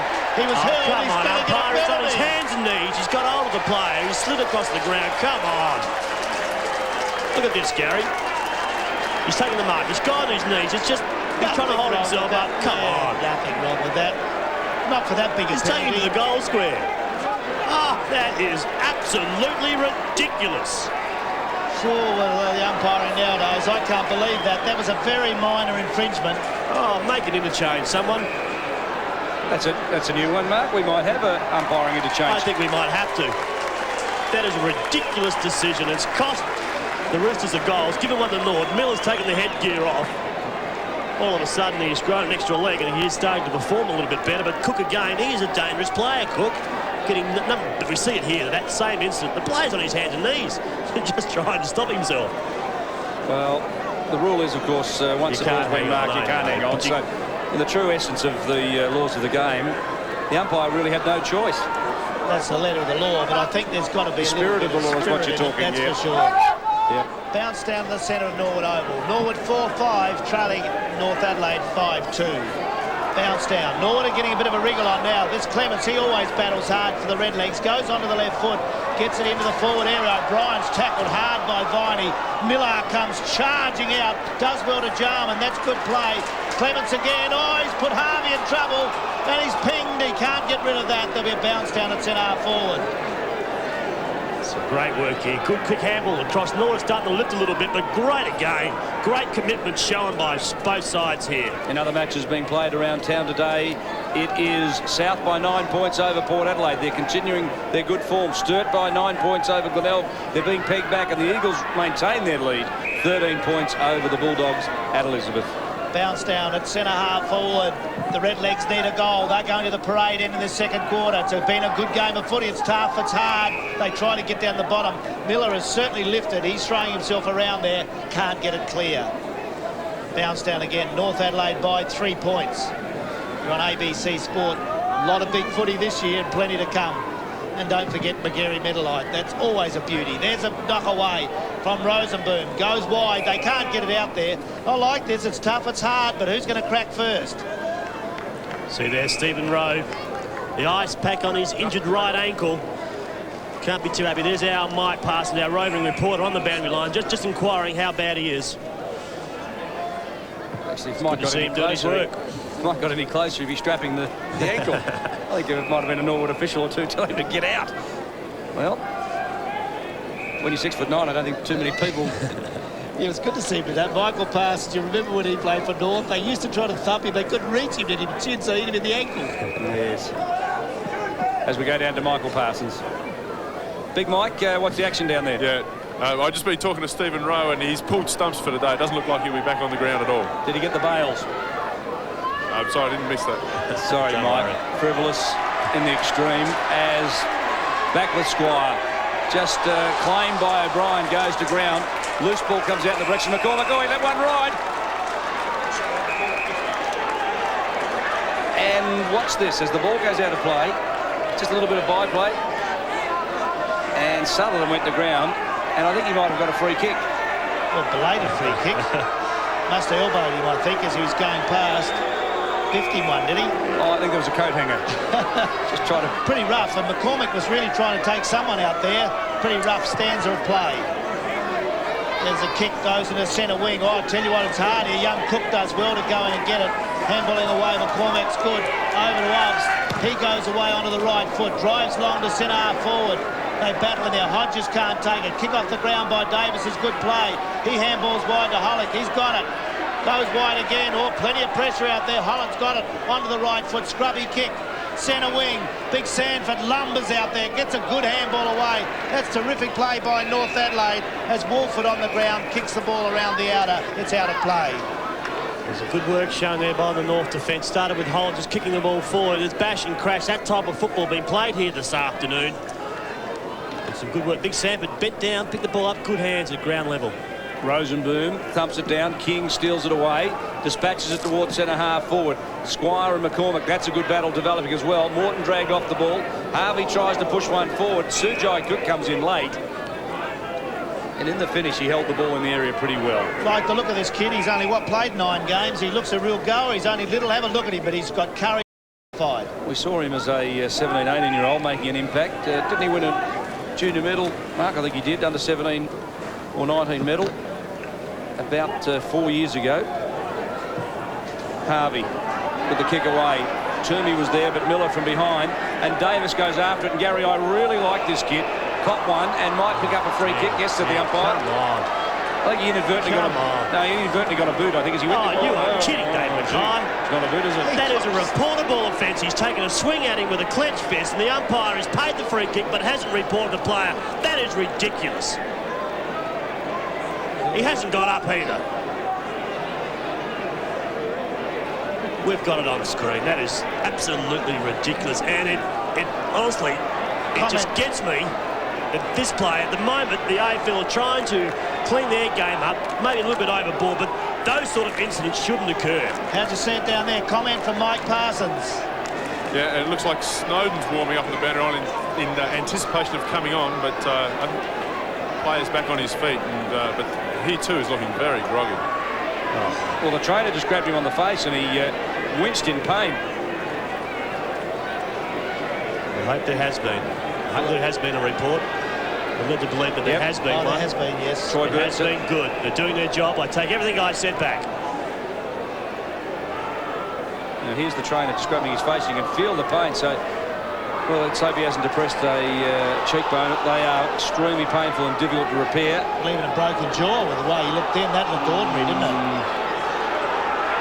Well, I can't work Miller out at this stage, Gary, this close to finals. Oh, no, neither can I. I tell you what, it's a tough game, but see, we get a lot of calls about that, and I know you do on the ABC. You've got to stamp that out of play. Yep. That's just an unprovoked act that's got to be taken out of the game. Couldn't agree. Bounce down, outer side of the ground. Oh, it's wild, it's tough. We're at the Norwood Oval. Should I say? We're at the Norwood Oval on ABC Sport, where North 5-2 are leading Norwood 4-5 in a very fiery game by 3 points. Miller, there's the man that the North supporters won't like. He went hard. Young Davis, a good young up-and-coming player. They're still talking about there, but the umpire shouldn't stop the Michael Parsons. What do you see? What's happening down there with Davis? Will they take him off? No, Rod Saunders is coming off on for Hodges, and they've left Davis on, so he must have recovered from that nasty hit.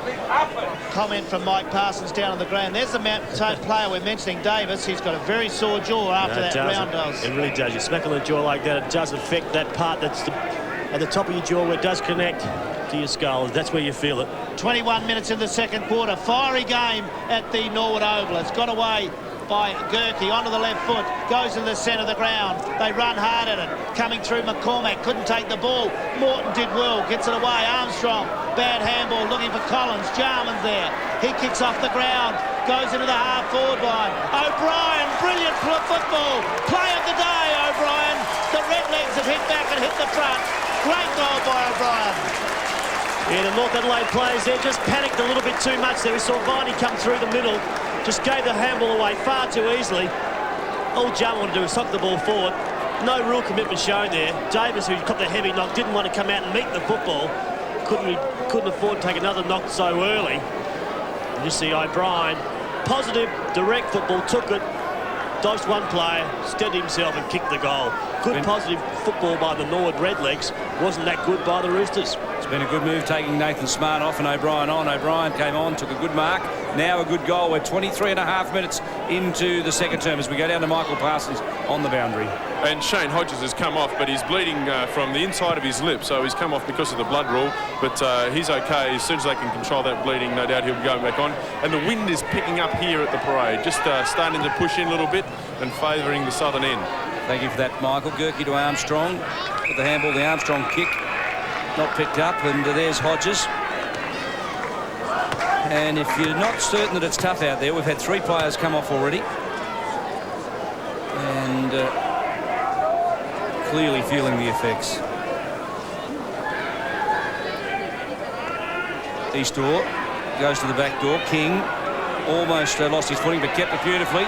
Pirouettes away, gets out the handball. Hit now, further afield. Tyson did it very well. Sold the dummy, escaped the tackle, and dispatches a beautifully long kick to Bowman. Drifting down from centre-half back, along the outer wing he goes. Miller's the target, Davis in pursuit. Davis goes after again. This kid has tremendous courage, recovering from that heavy knock earlier. Off to Viney, a high ball to the outer side, and Sanford makes good ground to mark on the chest. Well down from the centre-half forward position, but good commitment shown by Sanford. Lunged to take the mark. Viney now through the midfield. Armstrong, Obst, King finding plenty of the ball. Gets it out, Sutherland sold it nicely. Feeds off to Gerke. Plenty of run for this fellow. A high possession gatherer. He pushes it in, and look at this. It's Jeffries who's marked. About 40 metres out, almost directly in front. The angle very slight. He has one. Kicked in the first term. He hasn't had much of the ball, but he's certainly a goal kicker across the half-forward line for North Adelaide.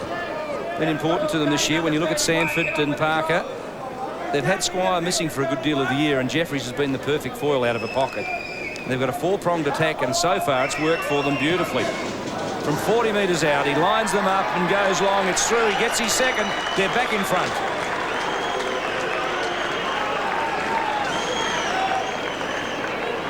A very lucky mark there taken. We see good dodging when he gave across to Gerke. Gerke just held on to it, took a bounce, looked forward a couple of times, nearly taken out by Harvey. The kick forward maybe wasn't the best delivery for, but it found his target in Jeffries. And he went back and steered the ball through beautifully. But a bit close to the man on the mark, but still able, kicked it very high.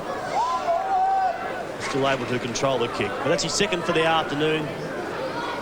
Puts him back in front. Back in the centre, North Adelaide and Norwood. It's a top game. We're nearly the end of the second quarter. Gerke's always a good player. Tries to get his kick well pulled off the ball. It's in a pack of players. It'll be a bounce down. 3 points up North Adelaide, and we're 26 minutes into this second quarter. Great Gary McIntosh there watching on. What a player he's been for Norwood, and let's hope he's there again in this year's finals, doing it again. Bounce down. Knockaways, good play by Sanford. Gerke's been terrific today. Goes long. It's close to goal. Big Herbert's marked it, has he? He's over the line. The umpire will say it's over the line. I think that'll go through for the minor score. 1 point.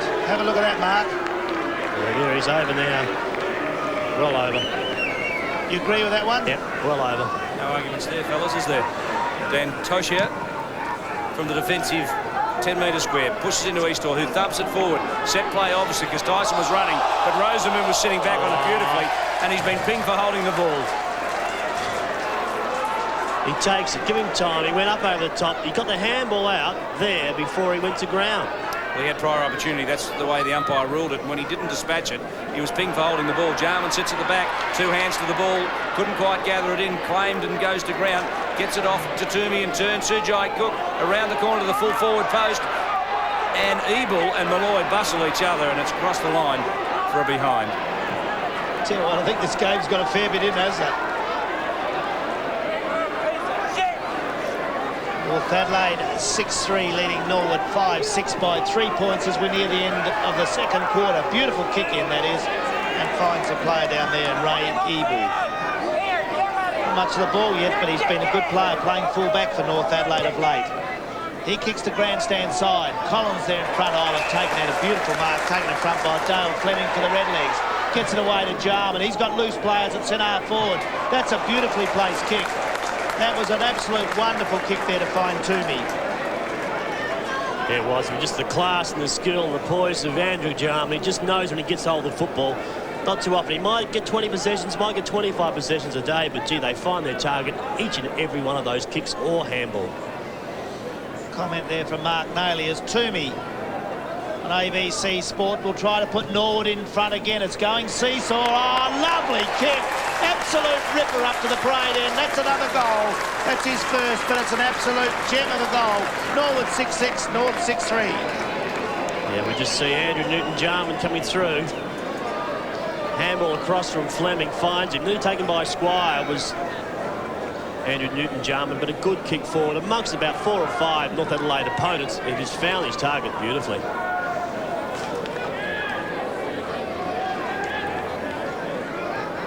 At the bounce, 29 minutes gone, second term. It's been a seesawing quarter. The lead has changed 4 times. Eastor thumps it forward. Smart back on the ground, couldn't gather it in. Woolno feeds off. At the back door was Saunders going short to King, who's finding plenty of the ball and playing pretty well, the young fella. Towards half forward, Parker out on the lead. Pitt was good enough to spoil. Bowman feeds it off to the runner in Fleming, who goes short to Harvey, who tucks it and goes. Lifts up and short it goes. Miller the target. Davis couldn't stop it. Quickly playing on this emergency in this Norwood side. Ebel crashes the ball forward. Downs reclaimed by Hollett. The crowd calls for a free kick. Malloy comes at it again, but Hollett holds it beautifully and forces the bounce. Well, the wild man from Borneo. Did he have a go then? That's terrific play. Ebel did well, didn't he, there? And have a look at this for contest. All over him. Downsborough with the ball. Ebel have the big fella Hollett. Have a look at that. Then Malloy's a wild man too. They have a go. Fighting for the ball. Nothing there but a bounce down. Quickly, Toomey around the corner. And his goal. So he's got 2 goals in 2 minutes. Matthew Toomey. And he really has turned the Redlegs around. They're 7-6. North are 6-3. Good goal play that was. Toomey's done well. I tell you, he's come out of the blue there with those 2 goals. That's an absolute ripper on the right foot. Kicks it around the corner, but it's a great goal. And Norwood, as all good sides, have hit back. They lead 7-6 to North 6-3. And we're at the 30-minute mark. As you see Chris McDermott there, 30-minute mark of the second quarter. Chris McDermott worried. The margin's blown out now to 9 points. Remember, it was North leading by 11 points at quarter time. Eastor and Rosenboom in ruck. It's a dead heat, but King tucks it and runs. Pushes it forward. To half forward it goes. Fleming over the top. Matthew Collins, who's had a very quiet first half, couldn't quite gather it in and dispatch it forward, but he did have front position and made a great attempt to try and mark that. On the 50-metre line, Eastor thumps it down. He's worked hard today. Obst with pace. Shifts the direction to play. Wide it goes. Harvey the target. It sits nicely for him. Sells it and feeds it. Now Tyson closing inside 50. Goes onto the right boot. It's a long ball deep into the pocket, but it'll bounce and out of play. 5 metres around from the point post.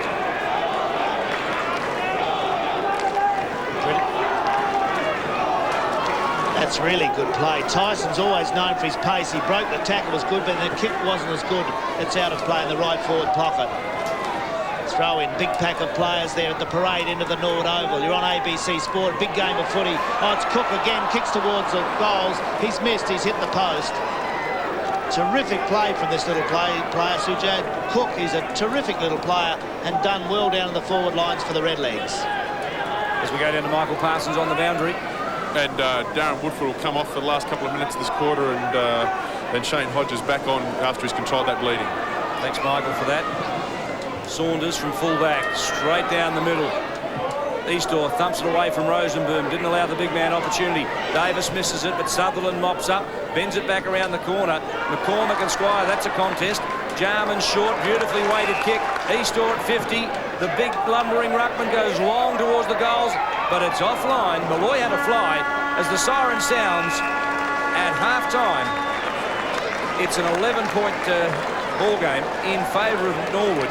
When they trailed Gary by 11 points at quarter time, it was a great second quarter for them. They really came back well, didn't they, Norwood? And one of the players in your screen there, Andrew Jarman's been terrific. His use of the ball has been absolutely sensational.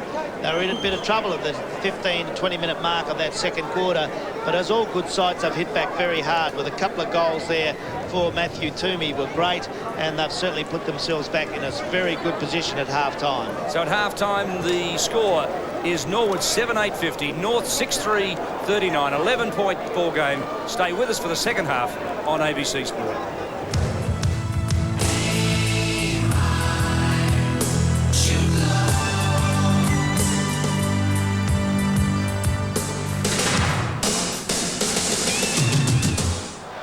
Each week at about this time, Michael Noonan joins us. His son, of course, Tim, is playing for North Adelaide today. He gives us some interesting thoughts on football and life in football in general. Today, he has a little bit of a problem coping with the pressures that television bring to football.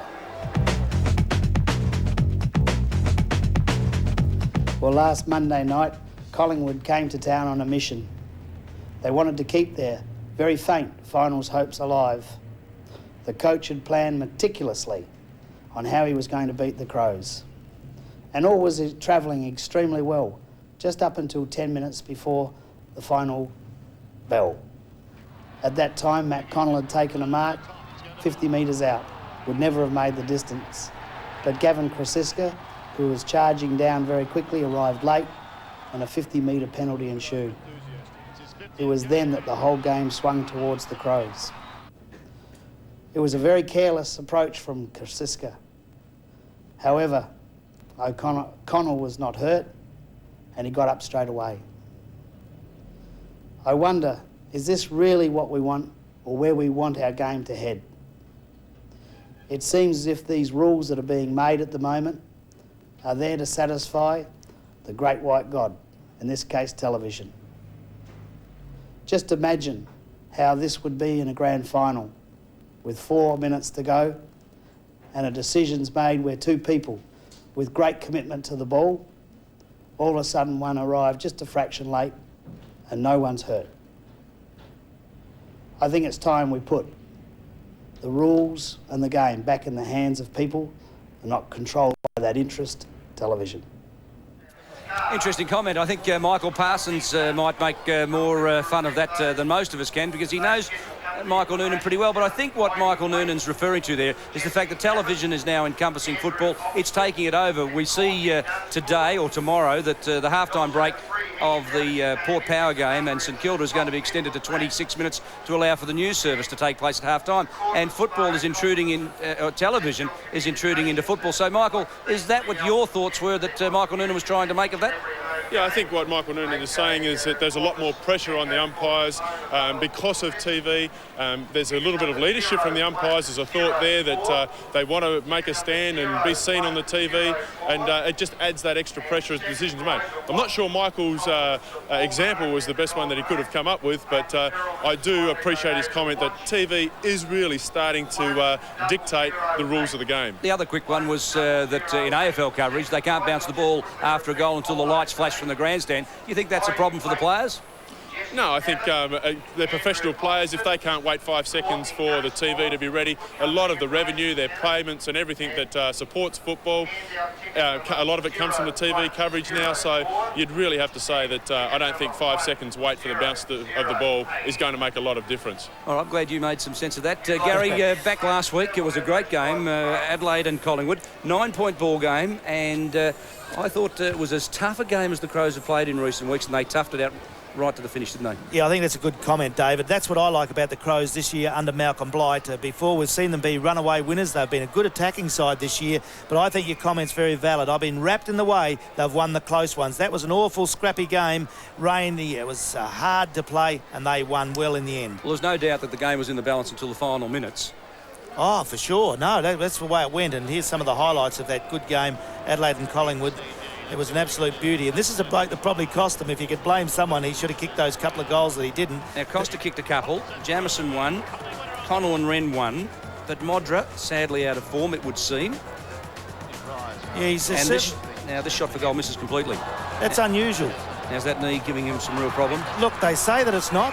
Here's Jarman. What a blinking revelation he is. No, I think Modra, we've got to talk about that. They say there's nothing wrong with the knee. Well, why is he wearing that thing on it?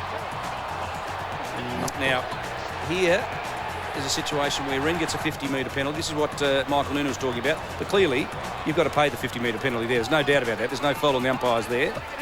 Now, that was great play, wasn't it? Williams feeds it back. And bang, right through the middle. He's a pretty accurate kick. Here's the big rocket. Now, look at this. Costa's been good, and Jamison did well to drop in there. And he kicks a good what role, Jamison? Yeah, I think that's the role he's going to get at the moment, because they're not too happy with some of his defensive play at full-back. Well, there's the final score, 6-12, 48 to 5-3, 39. Costa, as we said, kicked 2 goals, 1 to be the leading goal kicker for the Crows. Well, a tough game for them, and this week they've got an even tougher one. They've got to go to the MCG and take on Essendon, who have played mighty well the last 2 weeks. Yes, I think Sheedy's trying to con them, though. I think Adelaide are good enough to win them. Long as Adelaide want to finish in the top position, well, I think they might do, because it's very important to get home finals for the Adelaide sides. I think they'd like to finish top. Gary, you're a passionate man. The Crows line up. Chalmers at fullback. I think that's with the thought of perhaps playing on a Lockett in the finals. Yep. A bigger man at fullback, but it relegates Jamison to the interchange bench, perhaps as a pinch hitter in a back pocket, fullback, or at full forward. Yeah, Jamison's done very well at fullback, and he'll come back there if that doesn't work. I think in that setup, the Caven is the one that's been surprising this year. He'd go very high in their best and fairest. He's had a very good year at centre-half back for the Crows. Michael Parsons might just take us through the Essendon lineup. Michael, you've had a chance to have a look at Essendon the last couple of weeks, and they have a very young side, but certainly improving with every outing. Yeah, I mean, Sheedy's blooded a lot of players this year. I think they said they've played 42 players, which is about his entire list. You can see that there's a lot of the baby bombers, as they're starting to call them, coming into the side. But they've got a great player at full forward in Lloyd. He really is a class player. And, you know, if they can get the score on the board, they're going to be tough for the Crows. And I'm actually going to kip Essendon, to much to the chagrin of the Adelaide audience, I'm sure. OK, who are you going for, Gary? No, I think that's a good enough comment. I usually go for the Victorian sides of Melbourne, but I think the Crows are a lot better side than Essendon. I think Sheedy cons everyone with this baby bomber stuff. Everyone's got young players, but he gets into trouble this year, says the baby bombers, and gets the coaching job again. I reckon we're a better side than them. Yeah, I've got a bit of confidence in the Crows as well, and I think they'll take Essendon at the MCG. It's my first tip for the year, by the way. I've been able to get away with it until now. But what about last week? You would have thought that Richmond had really nothing left to play for the season. The Power had everything to play for. In the finish, the wash-up, I think, was an 85-point margin in favour of Richmond. They played strong, tough football, made the Power just look a little slow. They looked a little bit jaded, didn't they? They've had a very hard year. They've done wonderfully well in their first season. They looked very ordinary. They looked tired, whereas Richmond were like the mongrel side of the old. They were hard, they were tough, and they ran. Geeson's done very well there. I think the Tigers, Gary, were just too good. They were. On the day. They started very well. I think they nullified Rogers, former South Australian, He's playing very well for playing them. Great football. And Cummings, they really rely on him, don't they? The only one down there. Well, when you look at the goals last week, Cummings got 3 goals, 3. Richardson got 5 straight. Richardson just took a great mark there. Miranda was devastating, wasn't he? Particularly in the first quarter, where he got Richmond off to a great start. Well, that's what you've got to give Jeff Geeshan the credit here. That we've seen Port Adelaide beat Richmond 3 times early in the year, and then this thrashing last week by a rejuvenated Richmond side. Good player too, Holland. Holland and Joel Bowden were he's an exemplary player. Beautifully long kick. And Miranda Well, didn't he have a day out? Brilliant. Here's Joel Bowden. One of the best kicks in the AFL, this kid. Raking left footer from 50 metres and just did it easy. I must mention their crowd over there, and there's Kellaway kicking his first goal, is it? Or is this the one he missed? That's it's the one. his first goal in his career. 98 games, Kellaway, and he gets his first goal ever. There's the final scoreboard. 22-14. They were devastating in their forward zone, Richmond, with Richardson kicking 5, Miranda kicked 4 goals, 3. Port Adelaide kicked 8 goals, 13, with their leading goal scorer being Scott Cummings, who kicked 3 goals, 3. Well, we look this week, the Port lineup. Wanganeen there again, but he didn't play too well last week. Fabian Francis in bed with the flu. Yep. And clearly Port Adelaide have got their problems. John Carlos said they're jaded, but they really need to come out. They've got everything to play for, haven't they? Well, they certainly have now. It's terrific, and there's a side that's got to do it. They can make the final 8 by winning, and that's going to be... They're playing against St Kilda, which is the top side. Wilson's been terrific. He looks slow last week. He looked a bit tired. He's got to come. Paul's the big one there. He's got to play well at centre forward. He's got to come up. That's where their weakness has been. They've missed him, though, haven't they? They certainly have. He's one that worries the opposition players. Primus in ruck, a real key, and they're giving Geister a run because I think they're going to work out whether they're going to keep him on the list, and I think a lot will depend on his performance tomorrow, whether he's retained, in fact. As we go to the St Kilda lineup, and Michael Parsons, look through there, a healthy respect for Heatley, Lowe, Brown, Wakeland, Shanahan, a great goal-to-goal line. Yeah, I mean, Stewie Lowe coming back into the lineup has got to make a huge difference. I mean, his marking ability at centre-half forward is something special. Heatley, again, new player at full forward, looking to kick the goals, but the Bombers, they're on a roll. They've won 14 games for the year. They're going to be real hard to stop on this one. Well, Gary, you'd suggest that there's a real opportunity for there to be a showdown 3 now that West Coast have defeated Brisbane. If Port win, they're still alive for a chance in the finals. Yes, Port Adelaide have certainly played well, haven't they, at Footy Park? They love it there. They've got to win it. Showdown 3. Would that be terrific? And St Kilda, they were hard side, but they've won 6 in a row. That might go against them here at this ground. So Adelaide and Port Adelaide, that's a little clip courtesy of the advertiser. We thank them for that. They've done all the homework on that. But it is a possibility, and it's one that we'd love to see. I don't know if I would. I want to say 2 Victorians here. I'd like to see Port Power and the Crows play Victorian sides and knock them off and then meet in the grand final, but I'm a little bit biased that way because... but Showdown 3 would be... Well, that would be something else. Who would you pick? I think... dead heat, you'd hope, wouldn't you? Well, don't forget that the Crows versus Essendon game and the Port Power game is covered on ABC Radio, 5 a.m, 8:91 on your dial. So if you're interested in tuning in tomorrow, tune into both games, Essendon and Adelaide at 12:30 and Port St Kilda from 5 p.m. on Sunday. Roger Wills and the boys will be covering that game, and we hope you enjoyed the radio telecast of that. Well, as we go down to the boundary line, Mark Nailey. Mark, hard as nails as usual. Today you've got your South Australian Team of the Year. Yes, we've just covered those 2 games, those 2 sides, the Adelaide and also our beloved Port Power sides. We've just gone through, but I'm giving my hard as nail awards for season 1997. What I reckon we might start with Dave Mackay. Maybe might be on our first page, which you will find is our best first-year player. I couldn't look past Darren Mead, has been sensational at centre-half back. What about Michael? Taken all before him. What about Michael Wilson? No, I reckon Mead just got the better of Michael Wilson. He was close there, came a very close second, but Kane Johnson only played 2 games for the Crows in 1996. This season, he has been a very regular contributor and has been a very, very good player. Best team man must go to David Pittman. Ever since he's baked it, he was put into the 8. He will receive my nomination and will receive the award. If not, Malcolm Blythe, it's yours. So at this stage, you're a dead heat? I'm a dead heat, right till the day. All right.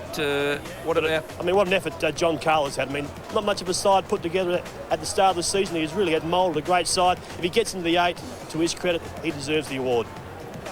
Well, what about the best and fairest, Mark? You've tipped Darren Mead at Port Adelaide. I can't look past Darren Mead. His season's been... I mean, he's taken some names apart this year. When we talk about players like Stewie Lowe, those sorts and those class of player, he really has been in sensational form this year and will win the club's best and fairest. At the Crows, a dead heat. Andrew McLeod on a half-back flank has been in great form also, and Mark Rasciuto in the midfield. Missed the last couple of games with the groins. Back go tomorrow, but he also has had a good year. Those 2 players will tie. No doubt that Andrew McLeod, I think, is the most improved player this year, Mark. No question about that. He's positioning in defence has really improved his game. Yeah, it really has. I've also got my team of the year that I need to be able to put up as well, as you can see in there. Now, this is questionable. I've picked 11 Port Power players, and I've only picked 10 Crows players. I'm sure a few people at home will be a little bit upset with me, but look at that side. How can you go past some of those players? Cummings and Modra, both on the forward line, with young Lade, who's been really has been a good player this year. Franco on a half You don't like forward. Port Adelaide. You're a Port Adelaide lover too, are you? Yeah, I am too. You are. I can see it coming out. Now, centre half forward. Okay, Matthew Robbins got there. Maybe mightn't have deserved it, but who else could you pick? Darren Jarman, naturally he deserves it. Wilson, Wanganeen and Vardy. Hasn't Vardy been good this year? He really has been a great player. McLeod, who I reckon will win the best and fairest with Mead there. And Huskus, Caven, Paxman and Shane Bond, who's been a good season as well. Now, the Ruckman, now that was one I had to toss up. It was going to be Pittman, Primus, Wren. What about Wren? Well, he's only played half a season. Come on, I'm talking about the whole season When you here. couldn't find Primus a has spot been in the your best 20 for Wren. No, he's Not only even played on half. the I'm interchange talking bench. about the whole season with consistency.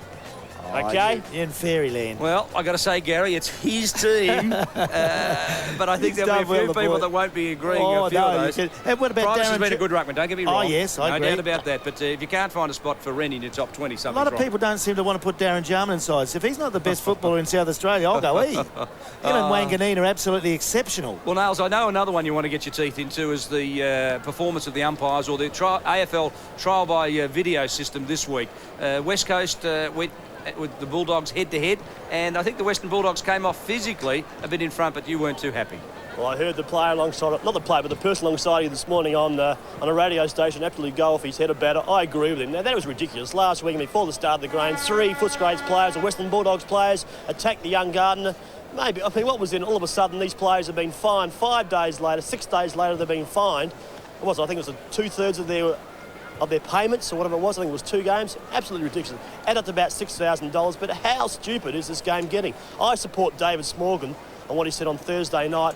I'm just fully supporting that. Honestly, they must have something against the Western Bulldogs. So that is absolutely ridiculous. Now, Nails, just a quick one before we go too much further. Did you ever take a steroid in your footy career, ever? A steroid? With my body, you are kidding. Just a quick tip. What about you, Gary? Ever? No, we had the cortisone injections nowadays. We thought that was the thing to go. Oh, it's an artificial steroid, isn't and it? painkillers, but they reckon it's nothing like these ones that they have now. The anabolic steroids are for performance enhancing. Fair enough. Well, highlights from the second quarter were just terrific. It was predominantly Norwood who really fired up. They kicked a bag full of goals, came from 11 points down to 11 points up at half-time. Oh, that was a good mark by O'Brien. He come on the ground. He made his presence felt. He's a very strong player. Have a look at this for a mark for footballer, that one. Just come off the fence and a beautiful grab. Christian O'Brien always can take a mark. Malloy took a big fly here. Sujai had a bit of an area here. He'll lament that one. He certainly will, but he's a good player. I've liked his game today. He looks a real likely type, this kid. Now, is that a flick pass or not? It looked like one to me. You've called that correctly, David Mackay. Cook finishes off, but Clements got the flick pass away. We might keep that one for the archives. Kids in years to come won't know what a flick pass is. O'Brien tackles on Squire, and boom! McCormick just let one. It's been a rough game, hasn't it? There's been a lot of that here today. A lot we've seen. Yeah, a lot we've seen, a lot we haven't, but a very tough game. Now, here's the report. Davis goes at the ball, and Miller cleans him up. They've been doing that for 100 years, and it's always got to be wiped out. That's the one for all our viewers at home that you've got to rub out. You can't just smack someone in the gob like that when you're not going for the ball. O'Brien got through a little toe poke from Jarman, and the finish was quite spectacular. Beautiful play. So at half-time, the scoreboard reads 7-8-50, the Redlegs. North Adelaide 6-3-39. Goal scorers for the Redlegs. Toomey has 2. Downsborough, Cook, O'Brien and Harvey 1. Herbert, Jeffries and Parker have 2. And Gary, statistically, Norwood came back that term. They were just a fraction down, but the handball department is what seems to have fired them up. Yes, it certainly has. They got back in the games. North were very good at that earlier, but you can see by the handballs. And Norwood, in the last 10 minutes of that second quarter, really got back into the game to go ahead with some fine football. In other matches being played around town today, Port Adelaide 3-11-29 leads South Adelaide 3-6-24. That match at Albert Oval, that's the half-time score, a 5-point margin in favour of Port Adelaide. At Glenelg, the Tigers at home this year haven't been spectacular, have they? They're 2-6-18. Sturt, who continue beautifully after the bye, 7-8-50, a 32-point lead at half-time. Things going well for Phil Carman and the boys from Unley. Now, this is an interesting one, isn't it? Now, you wouldn't have envisaged this Central just falling off the pace at half-time, Gary. 3-8. They've kicked inaccurately, you'd suggest. The Eagles 5-10. Yeah, that's a very funny result. That's at Elizabeth, remember, and that's a very good result for the Eagles. Central's not going easily right at the end of the year. I think in 3 years the Bulldogs have only lost 2 games up there, so they've been potent in that area. As we see Norwood back onto the field. Now, we believe, Gary, at halftime as the players went off down the race, there was a scuffle. Now, did you see any of that? No, I tried to ask my Norwood mates here, but they said there's so many people got around there, but there was a real biff-up, though, I believe, in the race at half-time as the players went off the ground. I can't give you any more than that, what names, but it looks like it was really on. Well, I suppose that's one thing the SANFL will need to look at here at Norwood Oval, particularly if they're going to use it as a night venue, with players getting fired up in the heat of battle and then going down the same race as they come off at half-time. Well, you know how wild you get. The volatility of that. Frustration. You can't go off in the same race. In this game nowadays, you've got to have the races separate. Now, Mark Nayley's down on the boundary line. Mark, you did see some of that action. Would you ensure that perhaps 2 races are used at Norwood Oval in future? Well, there's a fair bit of friction, fair bit of tension, but one North Adelaide player covered around about 45, 50 metres and threw a couple of big haymakers, but Dave Mackay just coming back onto the ground there after half-time. Both coaches, head-to-head, words been exchanged. I don't think Chris McDermott was too happy with Peter Rode, and Peter Rode was having a few words back to Chris McDermott, but it wasn't a good sight to see. Now, at half-time there, on the northern end goal square as well, there was a few punches thrown in the outer, so there's plenty of tension, plenty of feeling, not on the ground but also off the ground as well. Well, you'd suggest there's a lot at stake, Mark, in this match. North Adelaide really playing for pride. Norwood are going to take top spot anyway, but if the Roosters happen to lose here today, losing form is not good form. They could conceivably drop to 5th and stay there. Sturt are 4th already. North are 4th, but they could drop to 5th. And there's Big Rosenboom on screen, who's been important for the Roosters. Yeah, we just see Big Rosenboom. Look at that girth on him. He really has had a few of those meat pies and McDonald's, etc. Looking at his elegant figure. Look at the size of the man. He's huge. But, gee, I mean, last week he really did take on the ruckman and beat him down there at Albion. There was a very good effort. And today he's doing the same thing. He's very, very good in what he does, and that is gets his hands to the ball and makes a path for the smaller running players to get through. But he is big, he is strong, and they need him to find some real good form, which he is at the moment, come finals times. But really, I mean, it was quite easy for the Norwood players just to relax a little bit. They know they're going to finish top. It's quite easy for them just to maybe sit back. I think Peter Rode wants them just to keep pushing and pushing and pushing. So the second half underway from Norwood Oval. Stay with us till 5 o'clock as we bring you the second half of the match between North and Norwood. Your commentators Gary Window and Mark Daly. This will be an absolute ripper. We've had everything here today as Jarman out of the centre for the Redlegs. Drives into the half-forward line. Kick off the ground is good play by Ebel. He can't get it. Cook's there with a chance. Handballing's good. That's away. Toomey does it, but Viney snaps in beautifully. Goes onto the right foot. Long. Oh, there's plenty of Redlegs there. It's knocked away in the Jarman direction. Sutherland. Heavy work there again. Harvey does well to Clements. He throws the ball away. They can't get a clear bounce down right in front of our ABC commentary position on the grandstand side of the Norwood Oval. Norwood 7-8 leading North Adelaide 6-3 as we start the second half of footy from the Redlegs main ground. Just a couple of changes been made. Matthew Collins has gone to full forward. Lucas Herbert has come out to centre half forward. Parker's gone into a half forward flank. And Sanford at the moment just trying to pick him up. He's gone to centre half back. Jarman to Harvey. It goes in that direction. Sanford. Hollett from behind throws the handball away to Ebel. The Roosters taking plenty of time. Go wide. King's got it. That's a good handball to Sutherland. They've got players there in Armstrong. Jarman tries to snap the ball. Can't do so. Long into the half-forward line.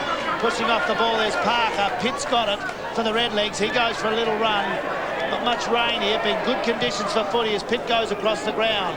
He's got a player there in Obbs who can't mark. It goes to back. Squire's got it. They battle for it. Can't get it clear. Plenty of players there as Obbs goes back over the Redlegs. He goes near the line. Always hit heavily around the high too. The umpire right there. And it's going to be a throw-in on the outer side of the ground. No love lost between these two sides. Both of them having a bit of a dip. We said that confrontation at half-time in the race. I think they're bringing it down on the field. They just need to settle themselves down, play football. That's what will win this game. Eastall ups down to McCormack, who feeds off to Jarman. Running freely through the midfield. O'Brien was the target, but Saunders just plucked it out of mid-air. Feeds it off to Viney, who got cleaned up as he dispatched the handball. Sanford to Gerke. There's some physical work in the middle out there. Hodges a long ball towards the full forward zone. No one home. And dropping back one-handed. Fleming beautifully. He's trying to kick the ball from 65 metres. Matthew Collins has given a tremendous lead to the right the right spot. He's just been ignored. You've got to look up. Your full forward gives you those sorts of leads. You've got to put out in front of him and give him a chance. Fleming kicks in. What a mark that was. A real good grab. They handball away. The Redlegs putting some pressure on now. North Adelaide need a goal. Gerke, Jarman does well with the hands. Gets it away. Tyson's tackled hard. He goes down hard there. The Norwood crowd yelling for a free kick. They're not going to get it. Another bounce down. Top game of footy as the sun just shines through. Wintry day, but it's been terrific. A little bit soft underfoot, but a hard, tough game of football on ABC Sport. Bounce down. North Adelaide need a goal. Norwood 7-8 leading North 6-3. We're in the early stages of the second half. Knock away by Big Herbert, who's got a couple of goals. Goes down to half forward. They battle hard there for the ball. Norwood's Jarman does beautifully. Gets it away to Bowman. Long, centre wing. Good play by Miller. That's a good mark. He's been reported today, but that was a good grab in front.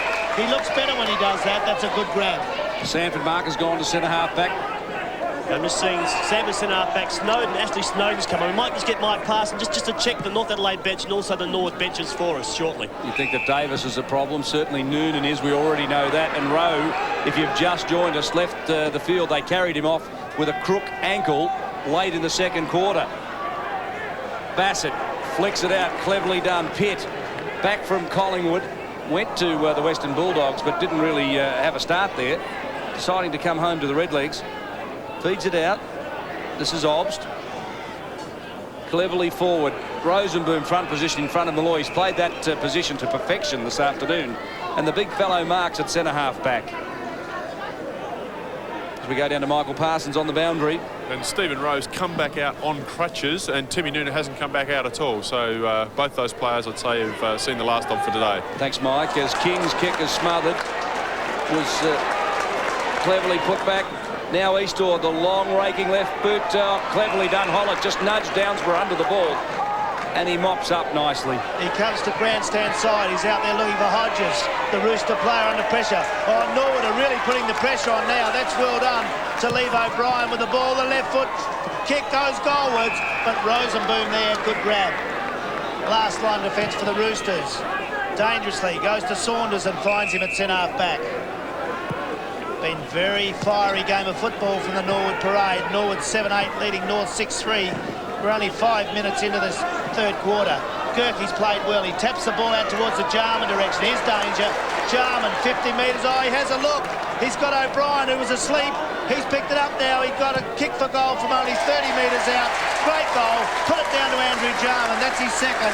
Terrific play by the Norwood side, and especially Andrew Jarman.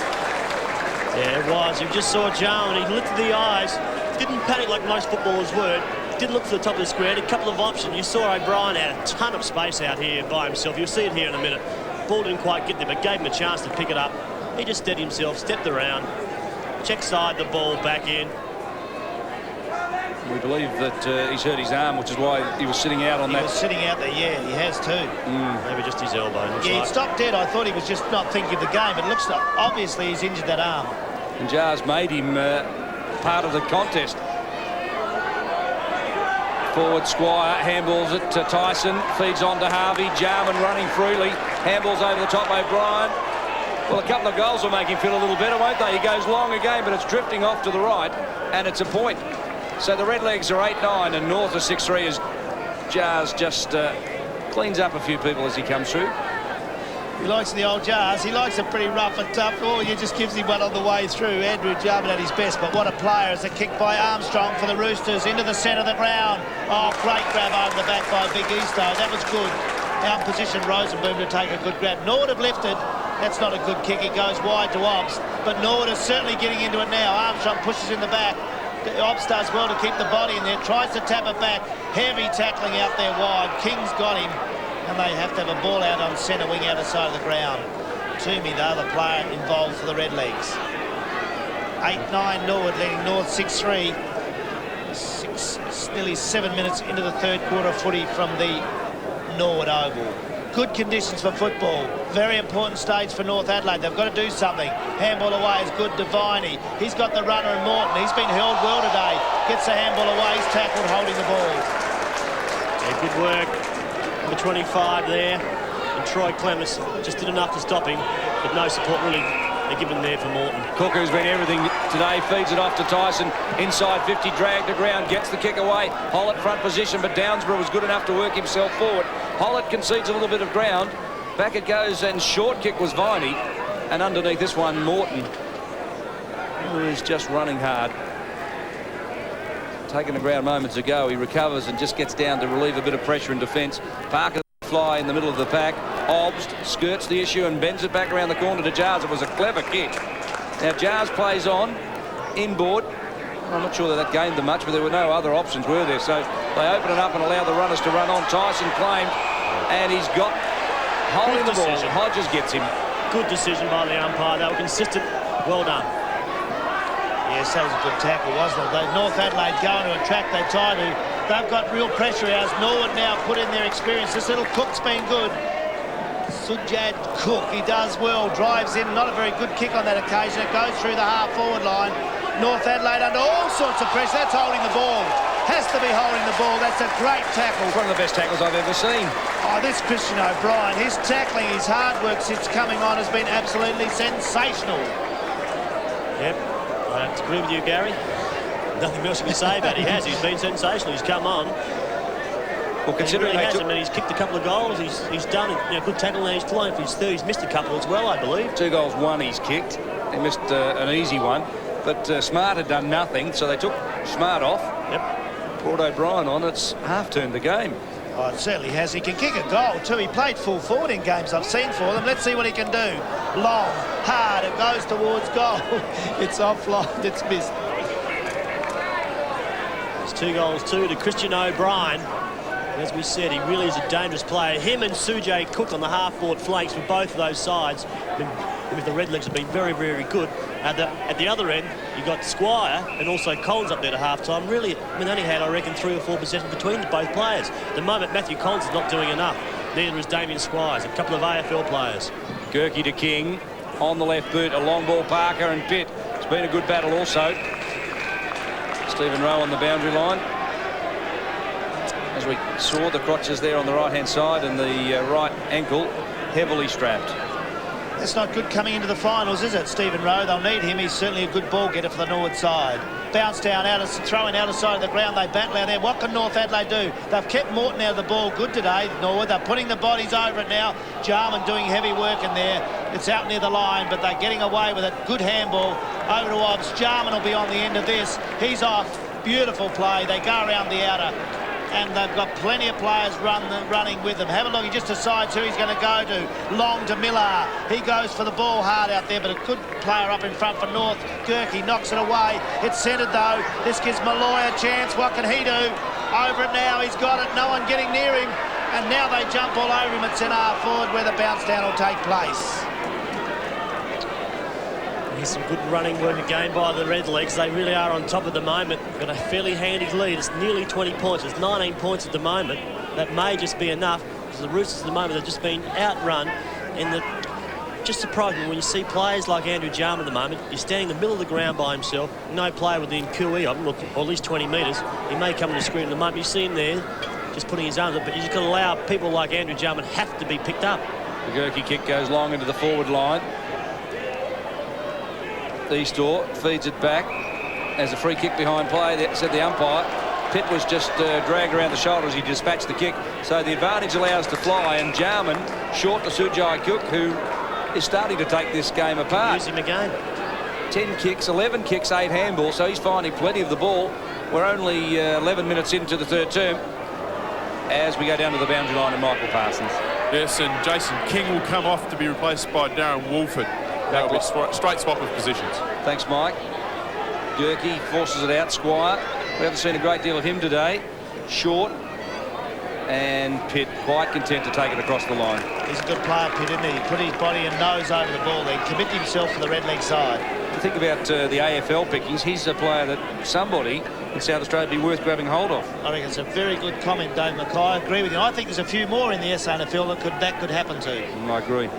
Harvey's one. He's playing out here for the Redlegs today. See, another one, Gerke. I always reckon he's a good player. He's played very well for North Adelaide today as the him. Viney goes onto the right foot. He's got to play. North Adelaide need a goal. Coming out in front, it's Hodges. He can't pick it up. battles for it on. Norwood are putting the pressure on now. There's a tackling when not in possession. Will go the way of Hodges. Doesn't he look a nice, clean-faced young boy playing footy? Have a look at that. He's pulled off the ball, and the free kick will go to him. Till he's running past it. Comment from Mark Daly. Hodges now. He'll go long, half forward. They can't generate anything in the half forward line, North Adelaide. Coming back from behind Easto. He missed it. Kick off the ground. This will allow Jeffries a chance. He's pushed to the back. Play allowed to go on. Oh, heavy work from Norwood. Off there in the shepherding role, but they've got away now. Fleming's got it and they clear. The Norwood defence run it out pretty hard. That's what North Adelaide have done for most of the year, but in this second half, I think the Norwood side have done a little better as Bowman goes long. Gurkey, the player you mentioned, worth being picked up. He's tough and he's fearless and he's skillful. Good call, Gary Window. Worth a run in the AFL, I'd suggest. Gurkey, Wolford short. Finger tipper at Bowman. Hasn't he improved, Mark, too, from just a few years ago when we first saw him, where he struggled? You see the profile there on him before. He's a country lad, likes it pretty tough and likes it pretty hard as well, but he's had a very good season. Their centre-half back. Obbs pulled off, and Tyson gets the handball towards the boundary line. Just inside the line, this is Snowden. Inboard, it's Sutherland. Now the runner, Gurkey from 50. Drives it long, he's going for goal, but he's just offline. It's a point. Richard Gurkey really is having a great afternoon out, isn't he? He really is doing a lot of the football. You just see his stats here at the moment. He's had 16 possessions so far up to this, and 3 marks. He's only had 1 behind, which was that last kick of the day. But gee, I mean, he really is covering a hell of a lot of ground. He's making up for the loss of Tim Newton as well. Dan Tosha brings the ball back into Fleming in the back pocket. The Redlegs in front. They're 8-10 leading North Adelaide 6-4 with 13 minutes into the third quarter on ABC Sport. Some bad kicking out there allows Snowden to mark on centre wing. North Adelaide need a goal. They're just starting to lift their tempo again now. Plenty of loose players. Mark Daly says you've got loose ones on centre wing. It goes that way. Gurkey, that's going out towards Collins. He's near the line. What can he do? Handball's back inboard. Armstrong's got it. The left footer goes long. They need a forward to grab a mark. Who's there? It's knocked away from defence. Good defensive play. It's through for the minor score. We just looked there. I mean, he lifted his eyes, looked forward, and he had Parker there with the 2 Norwood opponents. I mean, just why would you kick the ball up to him? 15 minutes into the third term at Norwood Oval. Stay with us live until 5 on ABC Sport. Dan Tokia across the line and the umpires pinged him. Well, some experience there, Gary. You wouldn't think that Jerry Dan Tosha would be picked up like that. No, I think he was trying to sneak a yard. That's all. He said, I did it. Jerry, you're not going to get away with the ups pinged you. He'll know that. He'll soon get back into his game. I think there'll be a few mates giving him a ribbing tonight. One of the greatest embarrassments as a defender. Snowden across the top. Jerry just mops him up. Now he'll have another chance. I wonder whether he'll take the kick. Have a look, see what he does this time. 8-10 Norwood, leading North Adelaide at 6-6. It's dire straits for North Adelaide, though. They've got to do something, because Obbs has got the kick in. Goes long. Looking for Miller up in front. That's good. I think the coach Rode has had a talk to him. He's playing better in front now. There's the man. He's got it, the big fella. He goes to the Cook. I love this little bloke. He's a ripper. He's grabbed it. Mark Daly, what are you throwing your hands around for? Maybe a little bit late there by Rod Saunders. Oh, you get a bit picky. Good grab by little Cook. He goes in looking for Malloy. He hasn't got into the game yet. It goes over the back of the pack and through for the minor score. Some good work coming forward again. Miller just placed the ball out in front. Gave Cook a chance to take the grab. Maybe only from 45 metres out. He should have made that distance quite easily for an SANFL player. Sergei Cook, 1 goal, 4. He's been peppering the goals. Gurkey running amok in this third quarter. Beautifully weighted kick underneath this one, Wolford. Well, it's a tough game, isn't it? League footy. Well, that's hard. One error. Toomey inside 50 and closing. It could be a costly error. A little push and Eastor tries to mark it, but not quite, and he's disappointed. Jesus, he should have grabbed that. Thought Mark had been throwing those arms. He's dangerous here, Naily. He throws those arms around, whacks you in the gob every now and again in the commentary box. What do you think of that one, Niall? Should he grab that? 6 foot, what is he, 6'4", whatever he is, 6'5", at least 6'6", maybe. You little fellas get Should slower. have taken it. Big fellas don't get smaller, Gary, do they? No, that's for sure. Sutherland kicks long. He goes to centre wing. Tyson there with a chance for the Redlegs. Miller's done better now. Tries to get it away to Jarman. Can't do it. Handball from Wolford is good. Goes to Hodges. He goes into the half-forward line. North Adelaide need a grab. It comes to Squires. He's got a leading player. It goes that direction of Parker. Oh, the Pitt does beautifully for the Redlegs and clears. He's got players there over to Downsborough, and away they go on the outer side of the ground through Bassett. Wide. Little Cook gives a little handball away, which is a beauty. Over to Obbs. Now they've got the man loose. There it goes. Toomey's got it. He's been a goal kicker. Long goes to goal square. Who's there? It's all North Adelaide, and a good grab in front taken by Saunders. Saunders marks deep in defence for North Adelaide. Downsborough's having a run on the ball for the Redlegs, and Eastor has gone for a run in the forward line. In fact, he's going to the interchange bench, so they really are making some changes, the Redlegs, trying to run the Roosters off their feet. Rosenboom to Sutherland is good play. A long bomb towards the full forward zone. Streaming out, Eastor goes to the bench, as we've mentioned. And back live, an opportunity for Squire to kick a goal. It's an important kick for North Adelaide. I think he might have it. The cheer squad liked it, the goal umpire likes it, and Squire gets his first. Much needed goal for the Roosters. Damien Squire been very quiet this afternoon after coming back from the Port Magpies, not the Port Magpies, the Port Power side of last week, and losing Port Power side of last week. The Squire then just kept himself a nice, cool, balanced head and guided through from about a 45-degree angle. A much needed goal. This brings them a little bit closer. They're still down by 12 points. Oh, they certainly needed that. Squire's been a bit quiet, playing half forward for North, but that's the one they needed. If they've got a chance in this game, it's now they've got to go. 19-minute mark of the third quarter when it all counts. There's the ball out of the centre. Who'll get it first? That's a high tackle. That was over the shoulder. It's not paid. Yeah, the umpire was on the defensive side. Gary had no chance of seeing that. Comment David Mackay, and right on as they get up, and that's McCormack, one of the hard goers in the game. I've made the move, fellas. Number 14 for the Roosters. Wolford has gone on to Andrew Jarman. I think he will dag him too. Herbert in the ruck, tries to get out there. Good handball, goes away. Jarman's on the end of that, does well to Tyson. He does a nice screwy into the centre forward area, but it's all North Adelaide there. Rosenboom nearly got taken from behind. Good enough to get it away. Viney's grabbed it on half-back line. Viney will go short. He's got a leading player to be Gerke again in the centre of the ground. He's got it. North Adelaide have to kick goals. There's the long kick to centre half forward, pushing and shoving there. Herbert's done well. He plays on quickly. He pops it down to full forward. Parker's there. He's held. The ball goes wide. Out to Dantosia. He'll kick it towards the line. Does so. It's out of play. Let's go down to Mike Parsons down the boundary line. Yeah, and Norwood coach Peter Rose has gone with a smaller lineup on his forward line by replacing Simon Easter with Damien King. So a bit more pace up there for them. Glenn Malloy clutching the right forearm. Let's hope that's not a break, because they've already got Rowe on the boundary with a bad ankle injury, as Pitt streams away from defence, sets up the run of Obst. Hasn't he been terrific the last two quarters? Has time for a bounce. He's pegged him. But running too far. He's pegged him. No, he's pegged him. Calm down. Gary, it is a rule. You can't run. You've got to bounce the ball occasionally. That was beautiful. You can't cut that out of the game. You've got to bounce the ball occasionally. Oh, God, strike. North Adelaide into attack. Oh, no. Little Cooks there. He'll have a go also. Oh, I'd love to see him streaming out. There he got clear. Let him have his They got kick. an eater up in there. That was a mark by the Rooster player. Nailing. He should have taken it. There's the player, Sutherland, on the screen. Bounce down. 8 goals, 12 Norwood leading North 7-6. We're into the third quarter by 20 minutes. Little Cook's been terrific today. Gets it away to Obbs. He goes wide. Hollett's out there. The big burly North Adelaide defender's got it. He does well for a big man. Onto the left foot. He kicks it back short into where the Viney direction. Under a lot of pressure. Gets it away to Morton. Left foot. Who have they got in there? No one. Good grab taken by Bassett in defence for Norwood. Bassett goes short. Jarman. Well, Wolford wasn't too close then, was he? Squire tried to run him down, and a long ball into Toomey. Outside of 50, 60 out. Harvey closing, pushes it long. Malloy with that crook right arm took a fly and applied the shekel.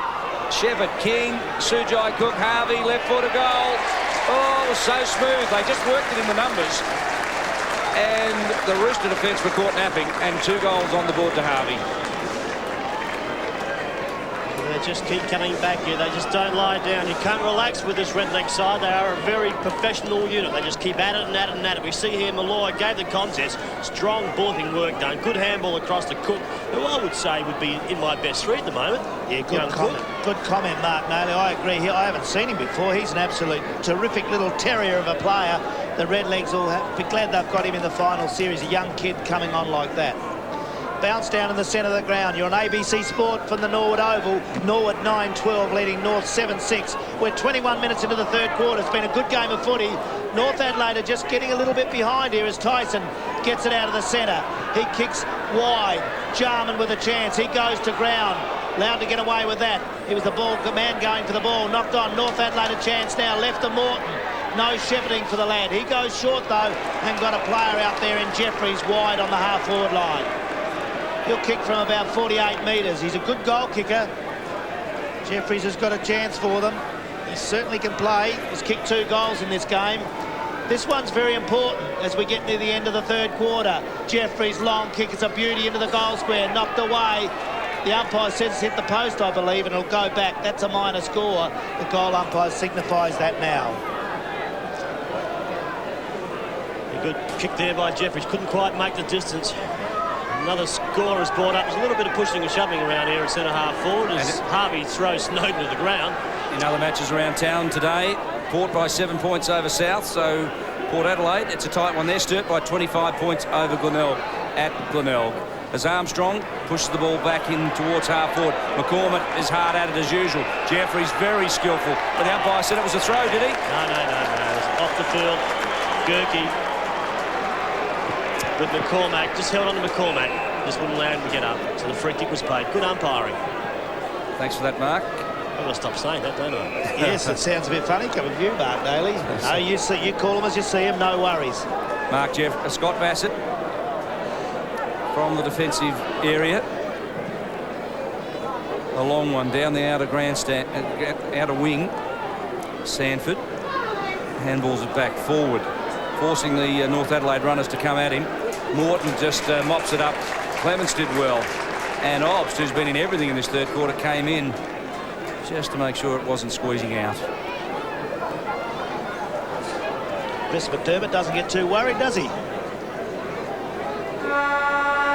So the siren sounds and it's Norwood by 17 points. And Mark Naylor, you'd suggest that North Adelaide would need to get their running game going, but with Noonan on the sidelines and injured, their runners are being killed in the midfield. Yeah, we just say that. I mean, would you also say that Rose also come off with a fairly bad ankle injury? I mean, that's a big loss to the Redlegs. As Coach Peter Rowe walks onto the ground along with his cohort, maybe his cohort, but his other coach and Chris McDermott, as people are streaming on this over. But what a quarter. It really was Norwood's quarter. They just persisted and persisted and persisted, kept coming. North came back at him midway through there, but he's got a couple of late goals. Late goal there by Harvey, just kept them in the game. But that was enough. At the moment, if I had money and I was going to gamble on who was going to win this game, I'd have to say the Redlegs at home. But gee, you never underestimate the Roosters. They are a good professional unit. Maybe down on a couple of players at the moment up forward. They need to be able to get their hands on the football a bit more. But the game's not over. As you can see on the screen, there are people just streaming onto this oval, and you're seeing it live on ABC Sport.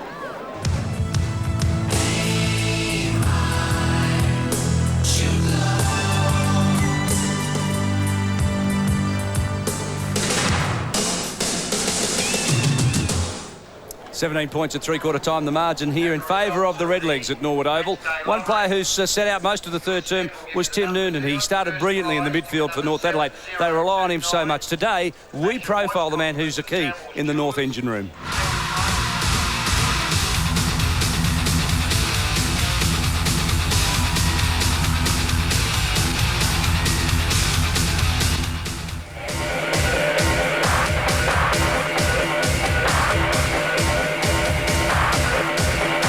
Number of games is around 140 odd. My career aspirations outside of football are to have a successful business career. My football aspirations are to play successful football at the highest level that I'm possible to play. When not playing football, I relax by sleeping, playing golf, just a range of activities. golf, tennis, do a fair bit of surfing as well. They're all tough. The importance of the SANFL these days is certainly a breeding ground for the AFL. The biggest influence on my football career would certainly be my father, plus Jeff Paul, who was from North Adelaide, as well as Malcolm Greenslade at Unley High School. My first game of football ever was playing for Westbourne Park under 7s or under 6s, and I think I had the distinction of kicking a goal for the opposition. I think you always got the passion for the game. It's what drives you. My tip for the Magarey medal would have to be Danny Morton. Danny Morton, certainly a chance, but Tim Noonan will tip some votes out from him, as will Richard Gerking. It suggests that Troy Lehman might get amongst the votes for North Adelaide as well. Well, at three-quarter time here, there's some great highlights in the third term. None better than Christian O'Brien, who came on when Nathan Smart went off, took a terrific mark and kicked a great goal. This one, when he was holding an injured arm mark, Jarman just flicked it out to him and he finished it off beautifully. Yeah, good vision shown by Jarman, but a great tackle there to butt up. Only moments later, you see O'Brien must have got that arm injury fairly quickly, because it's a great tackle on Danny Morton, who got pinned a couple of times there in that third quarter for holding the ball. This is Squire finishing off. He hasn't had a great impact, 6 kicks, 6 handballs, but that goal was one that kept the Roosters in touch. Yes, I think they needed it, but here we see again the Roosters, not the Roosters, the Redlegs, they just don't die. They keep the pressure on for at least 120 minutes. Good handball, quick flip pay out to Cook. And Harvey finishes. Yeah, Harvey finishes off beautifully. He's the man who does it. He's kicked a couple of goals. He looks pretty good. As we go down to Michael Parsons, you'd suggest, Michael, that Chris McDermott needs to fire up his charges at three-quarter time. Yeah, he might need to fire them up, but he's doing it very quietly, just walking around, talking to his players. Thought that North gave up a couple of soft goals in that quarter. Really wants them to work the ball towards the scoring side, which he feels is the scoreboard side of the ground, and then come back through and get some goals on the board just by running the ball into the forward line.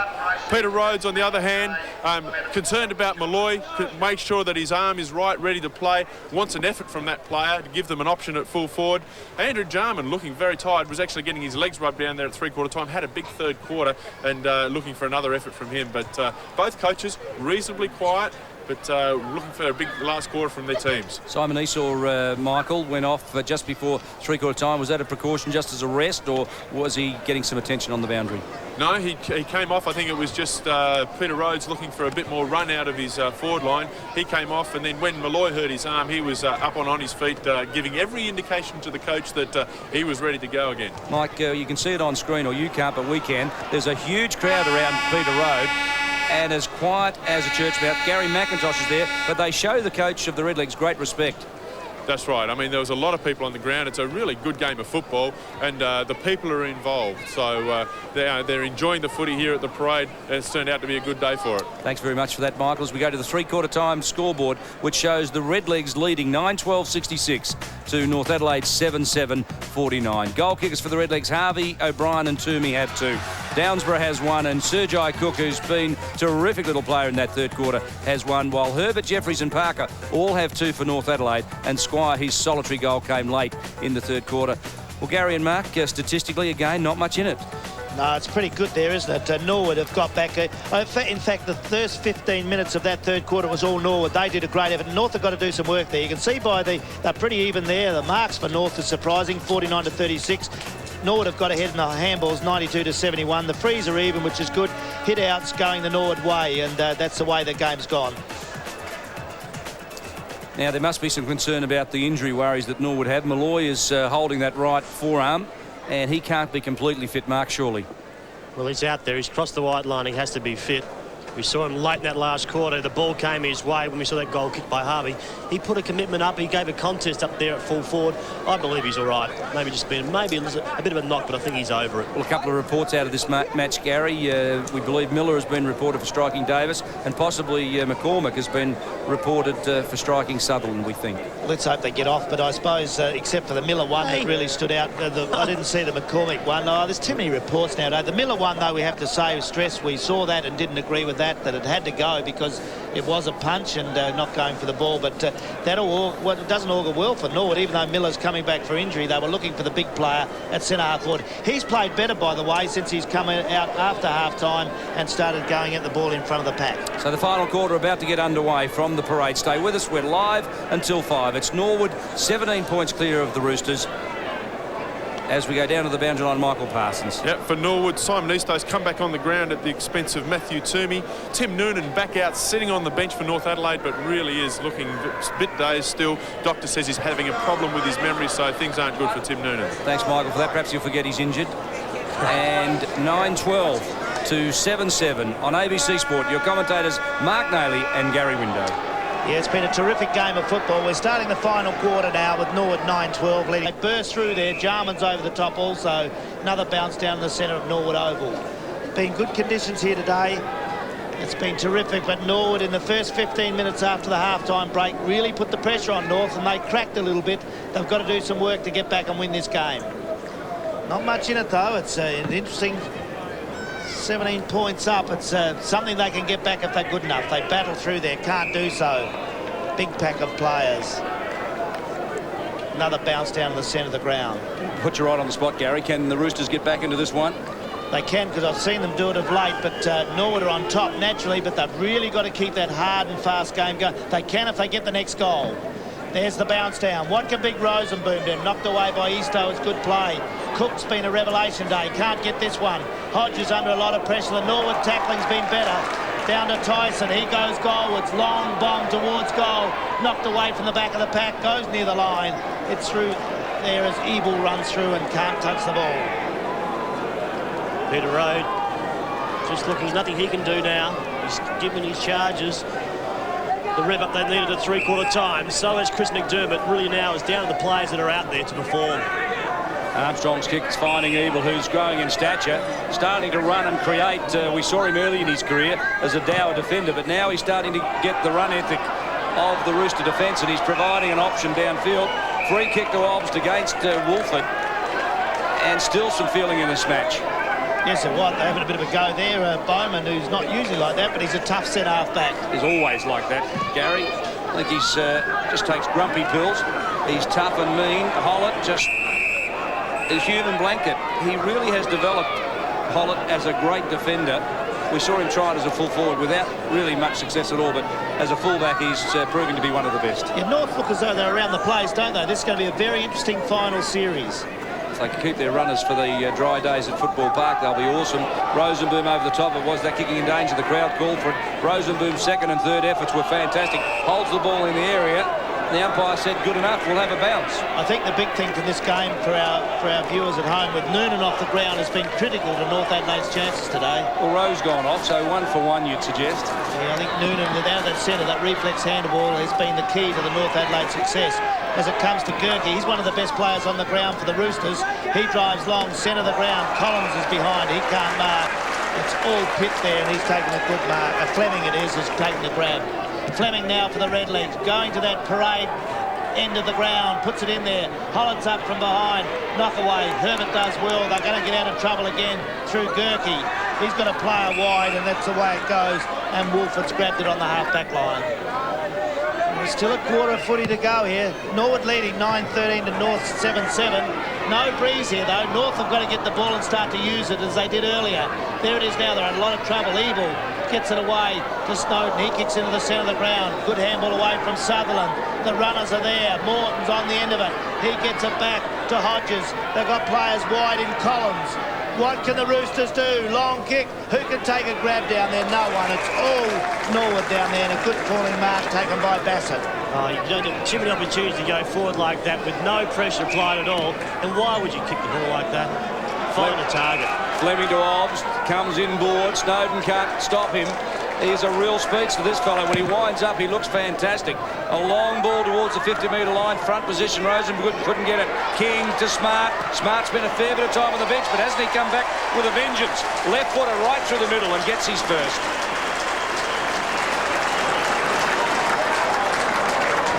How quickly you can turn that ball back. They've got it back, come across. You see Hobbs, he backed himself around Snowden. He realised he'd get around there, but no small man. front of the pack. Only Redlegs jumpers. We've seen Nathan Smart from a good handball from King onto his left leg. Splits the centre. Down the boundary, Mike Parson. What's occurring? Yeah, Nathan Smart just come on then for Malloy. Malloy had been asked for an effort at three-quarter time by Peter Rhodes. Had a couple of chances in the competition, supplied nothing. Smart came on and found himself in some space on the wing, and we've just seen the result. A nice, easy goal for Norwood.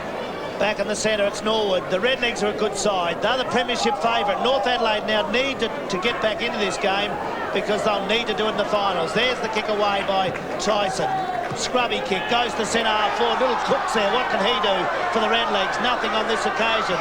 Down to Morton, he's onto the left foot, drives it in. Oh, good take in front by Squire.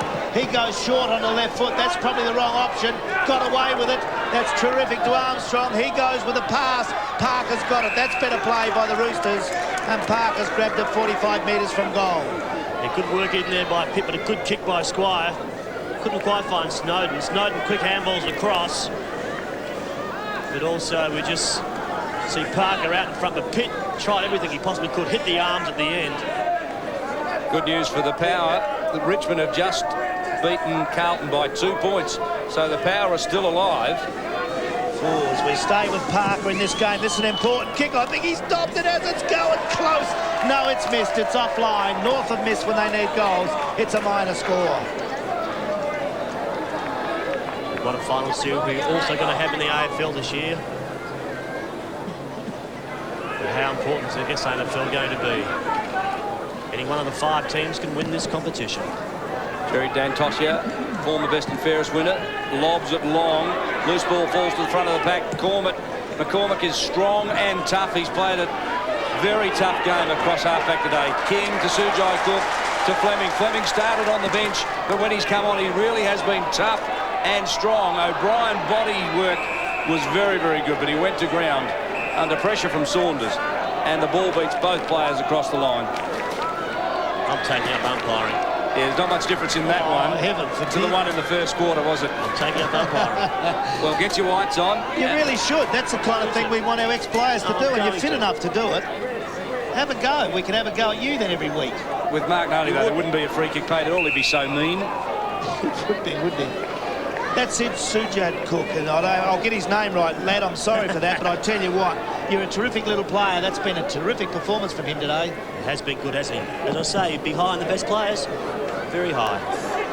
Now that's O'Brien, takes out the effort. Norwood, he's tough. This Norwood side, I like them. They're going to mix it with the best of them.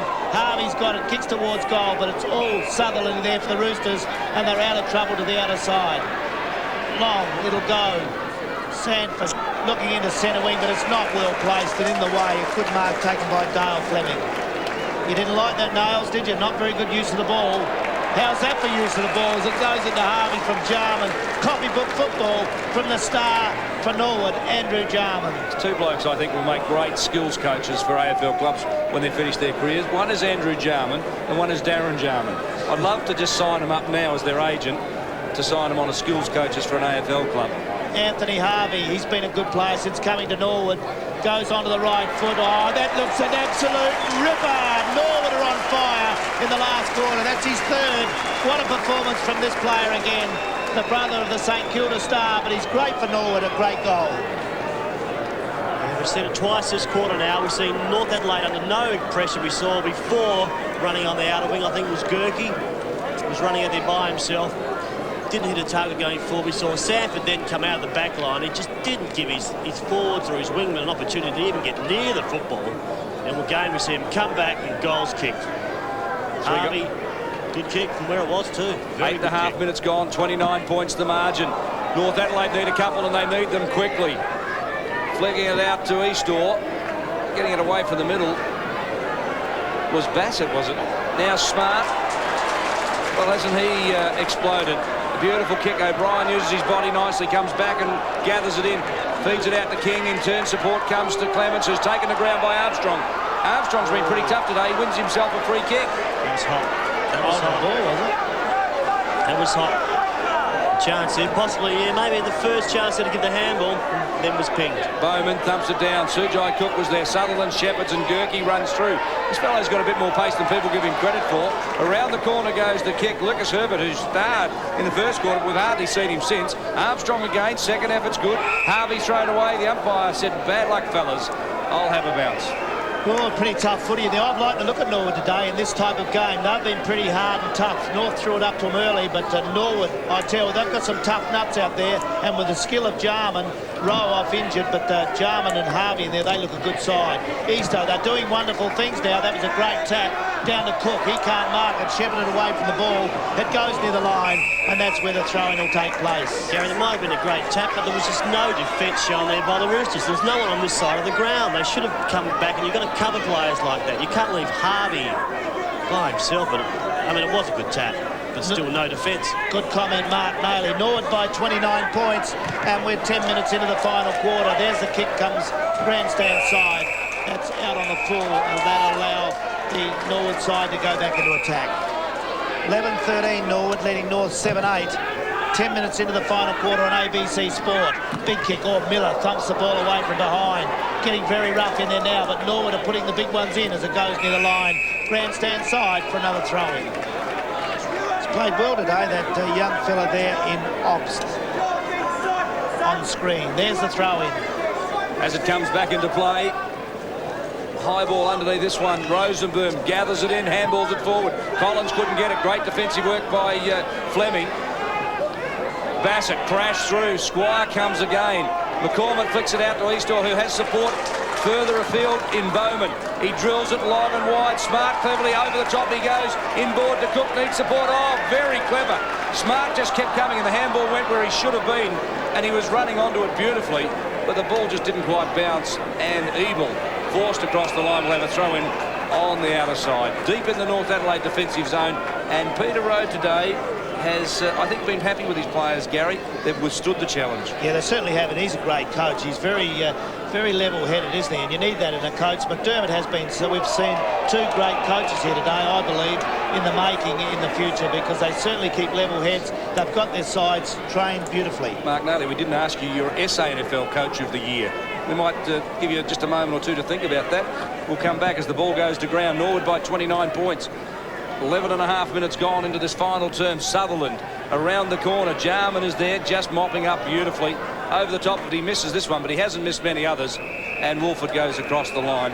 In other games being played this afternoon around Adelaide, Port Adelaide by 14 points over South at Alberton. Sturt by 13 points over Glenelg at Glenelg. And the Eagles still 16 points clear of Central at Elizabeth. Unbelievable results, eh? The old footy's alive and well this year in the SANFL as the ball's tackled hard out there. We've seen a lot of, it's been a feature of this game. The tackling by Norwood has certainly lifted in the second half. Two big matches next week, Gary. Norwood playing Port at Norwood right here, and the other one, Central and North Adelaide at Prospect Oval. Two big games. They'll be absolute rippers, won't they? And Central will certainly have to lift, and North also after this today, they're going to have to get back into the game. There's the handballing from Norwood is good. Jarman's caught, he let one go there. That's allowed play to go on. Something happened behind the play. I could see that coming. But I think the umpire behind said that Jarman's and the book's coming out. The book's coming out. Well, so yes, he's been hit from the head. Wolford's been reported. Jarman threw one first, and I went away with the play then I looked down and Jarman was laying on the ground. And he's off with the blood rule. It's an interesting one, the retaliation, because I saw both instances there where you cop one and you give one, but if you get caught, you're in trouble. I like the old third man in routine. Yeah, look, don't start me off on this in footy. I suppose you win them and wear them. If you throw them, you get them. But Jarman's been a wonderful player today for the red leg side. As we go down to Michael Parsons on the boundary. Yeah, and Andrew Jarman will just come off. Matthew Toomey back on. Nothing wrong with Jars, I think. Just a little bit of blood coming out from the top of the eye there. So he'll be back on in a short time, I would think. Shaving Nick. Shaving Nick. Comment from David Mackay there. That was a beauty. We wait for the players to get back on the ground. It's a rough, tough sport, but you don't want, I suppose, any elbows hitting people. Well, you give them, you get them, Gary. They're the rules, and they have been for 50 years as we go back down to Michael Parsons on the boundary. And Damien King steps off from Malloy as he comes back on and moves up to the full forward position again. It's been a rough, spiteful game, but you expect that today. Norwood have really come back well. North Adelaide need goals. They can't get them. Holland's just thrown that ball out of play. He'll nearly be pinged. The umpire's right there. Says no. There'll be a throw-in. I suppose you wouldn't want to ping him. He might have went off at you. What's this? Thank you.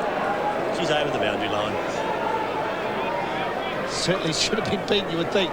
There's the ball out. North Adelaide can't make any inroads now. Oh, it's all Norwood. That's great. He knows he's kicked that. And that was again, I think, by Toomey, was it? He's just come back on the ground again. That's a wonderful performance. He's been on and off the ground. He's kicked 3 goals. Absolute sensational performance by the Norwood player as the Redlegs go further ahead. We just see some good work in tight. They are very, very classy when they do get in tight, and very tight situation. They can get the ball out. We see the change coming back. Malloy's just come on for about 45 seconds, and King is coming back on. As we go down to the boundary, Michael Parsons. Yeah, it's already been covered. That's the shortest stint on the ground for any player in the history of SANFL. Malloy simply going on while they controlled a nosebleed on Damien King. Came straight back off. Thanks for that, Dr. Parsons. Back in the middle. 35 points. Well, it's now a blowout. It was a close game for most of it. Clements, a long bomb from half forward. It's swinging back. Gee, it looked good off the boot, but it just deviated late and took a right turn. It was a long kick, Gary Window. I mean, he's kicked from well outside that 50-metre line, and it's cleared. They're a pretty good side, aren't they, this Norwood side? There's a lot of stars I've seen there today, and some of the lesser lights you would think after Jarman that they're playing really well. Basson's taking a great mark as we go down the boundary. Michael Parsons. And Andrew Jarman got a plaster on the top of the left eye, but he's ready to come back on, just waiting to see who's going to come off for him. Andrew's calling out the instructions. Is very keen to get back on the field. Michael, just ask Jars to put a black bow tie on that cut. McGarry Medal Night, will you? For sure. He certainly will. He'll be there as King has found Harvey. What a player he's been today also. And Harvey, one of the better players on the ground, will go again. There's Toomey coming off again. Harvey now. He's about 35 metres out from goal. Wood Norwood really, going now. He's kicked 3. Certainly a wonderful player he's been since coming to Norwood. He goes on usually a wonderful kick. Have a look at that. Don't move. Thank you, mother. That's through. Great goal. His 4th. Great effort. He's missed. Oh, no, did he? Looked a beautiful kick. You had me convinced, Gary. Thought it is. That must be the glasses fogging up here, because I thought he'd kicked it so well. He is a beautiful kick, but missed that one. Now, Mark, you're a tough judge. Is Anthony Harvey ready for another stint at the AFL? You'd have to say he's one of the better players running around this competition at the moment. He has to be up in the top 10%. We said he's pretty happy with his own personal performance this year. And if you can say that about yourself, you must be ready for the next step. He's had a go at it, hasn't he? Saunders to Hollett to Ebel. Ebel, again, as we've indicated, starting to provide some run and some options. He's looking much more comfortable back there. The kick is good to Wolford, who we believe was reported just earlier for striking Andrew Jarman. It's Saunders again through the midfield. Big Fly was up, not bringing it down on that occasion, Snowden. And look at the pack. It flicks out the back door. Squire gets it clear. Good bullocking work. Jarman was there. Morton was there. Eastor comes away with a kick. A long bomb towards full forward. And it's marked by O'Brien. Well, hasn't he been a live wire since coming off the interchange bench? And he's kicked 2 goals already. 2 goals, 2 in fact. And he'll have a shot for his 3rd. Yeah, he's been really good, hasn't he? And tell you what, I like the way he's moved around. It's a wonder. That shows the strength of him, David, that they can have him on the fence, not at the start of the game. We talked about Todd Davey, Ben Kemp in the reserves, Andrew Pascoe, James Wasley, Aaron Keating, Tommy Harley and Richard Kelly. They've got some depth, this red leg outfit, and O'Brien likes the kick. It's a beauty. He's got 3, closed the gates. Good night, the Roosters. The Redlegs will go on and win this one. No problem with that. And O'Brien bags his 3rd. Dave, you talk about your depth in the club, but I'm the opposite. I believe your top 6 players are the ones that you have to rely upon. They're the ones that you need out on the field. At the moment, with a loss of Pro, loss of McIntosh, this Norwood side will not win the flag. They're missing West again. He'll be West back as well. Oh, gee. You've got to be your best 6 players on the field, not sitting on the boundary, right from the grandstand. As we go down to Michael Parsons on the boundary. And I think Anthony Harvey's just come off for a rest, has played a sensational game, and he'll be replaced by Matthew Toomey. Well, this will give Chris McDermott something to think about. It was a good game for 3 quarters, but now Norwood showing why they're premiership folk. Oh, Jarman, he's inspired out there. He's really getting in. The ball's kicked off the ground, goes into attack for the Redlegs, taken out there by Hodges. Oh, look at the pressure of the Norwood side. This allowed Cook out there. He's been terrific today. Just measures the kick into the O'Brien. Oh, he nearly grabbed that up in front. Couldn't. It comes down the back. He goes over it again, kicks to the goal square. In their ops with a chance. They battle hard, but it'll be cleared out of there as they come through with Hodges clearing for North Adelaide. Chips it short. Rosenboom certainly the best for North Adelaide today, no doubt about that. Morton's been high amongst them as well. Armstrong's been solid as well. Lachlan Bowman, tackled by Collins. Gerke, high amongst their best. Mark Daly tells me he's got the thumbs up as the Roosters' best. I probably wouldn't argue too greatly with you there. He certainly, those 4 or 5 players will carry the votes for North today, no doubt about it. And I don't think anyone would argue with you. Yeah, as he went to kick it, it came across the line and the boundary umpire was right on the spot. So it's Norwood by 43 points. As Snowden thumps it down, Obbs just grubbers one into space. Armstrong heads after it. Courageous work diving over the top of that one was evil. And umpire Inge indicates he had bounce. Now I like that little thing that Jars has done with the forehead. It's coming off. It's blown off in the wind there with the speed of the man running through the centre of the ground. He's played a good game today. I think it'd be perfect. They just got the stapler out like they do at the Crows. Yeah, Jarman, have a look at him though. What a player he's been. There's Norwood kicking away from centre wing. Collins is there. He's been reasonably quiet today for North Adelaide. He's pulled over the line for throw-in. Yes, Collins, 3 kicks, 2 handballs, 5 possession game for him. And he's been one of their live wires over the last couple of years. They'll need him in the finals, and we're getting close to finals in the SANFL. We'll see them all on ABC Sport. Bounce down. Big Herbert there, gets a thump away. Obbs taken high and takes the free kick right in front of the umpire. Couldn't miss that one. Obbs been pretty good today, 17 and 4. 17 kicks, yeah, he's been pretty good. He's had a pretty good game today, and he's looked the part. As the ball's knocked wide from Toomey, they get over it there through Squire. He's under a lot of pressure. The handball's not hitting the body, and that allows him to go through Smart. He's been a good little player, goes into attack, looking for O'Brien. I think all the players stop there. O'Brien, he'll do something. He's a mammoth kick. Goes long. I think he's plucked it. It's a goal. He's been terrific today. Absolute sensational for his 4th goal. Yeah, Christian O'Brien, he really has. He's had his limited opportunities, but every time he's got hold of the football, he's done something with it, where he's been a strong tackle in a contest. But here he goes to the ground level. He doesn't share the ball too often. He just goes straight back and goes straight for goal. He realises he's inside the 50-metre half circle. He just posted forward. Another goal's put up. It really is starting to blow out now. It's nearly a 50-point margin, 49 points. He's a player and a half, this Christian O'Brien. He went to Geelong and didn't make it there. But I tell you what, Macca, he never smiles, does he, Macca, as we go for the updates around the other grounds. Port by 19 points. That's terrific. They've got back in it. Sturt by 10 points. Good for the Double Blues. And the Eagles, a real upset coming up at Centrals by 9 points. As North Adelaide out of the centre through Viney. Kicking there, but that's a good grab by Bassett on the half-back line for the Redlegs.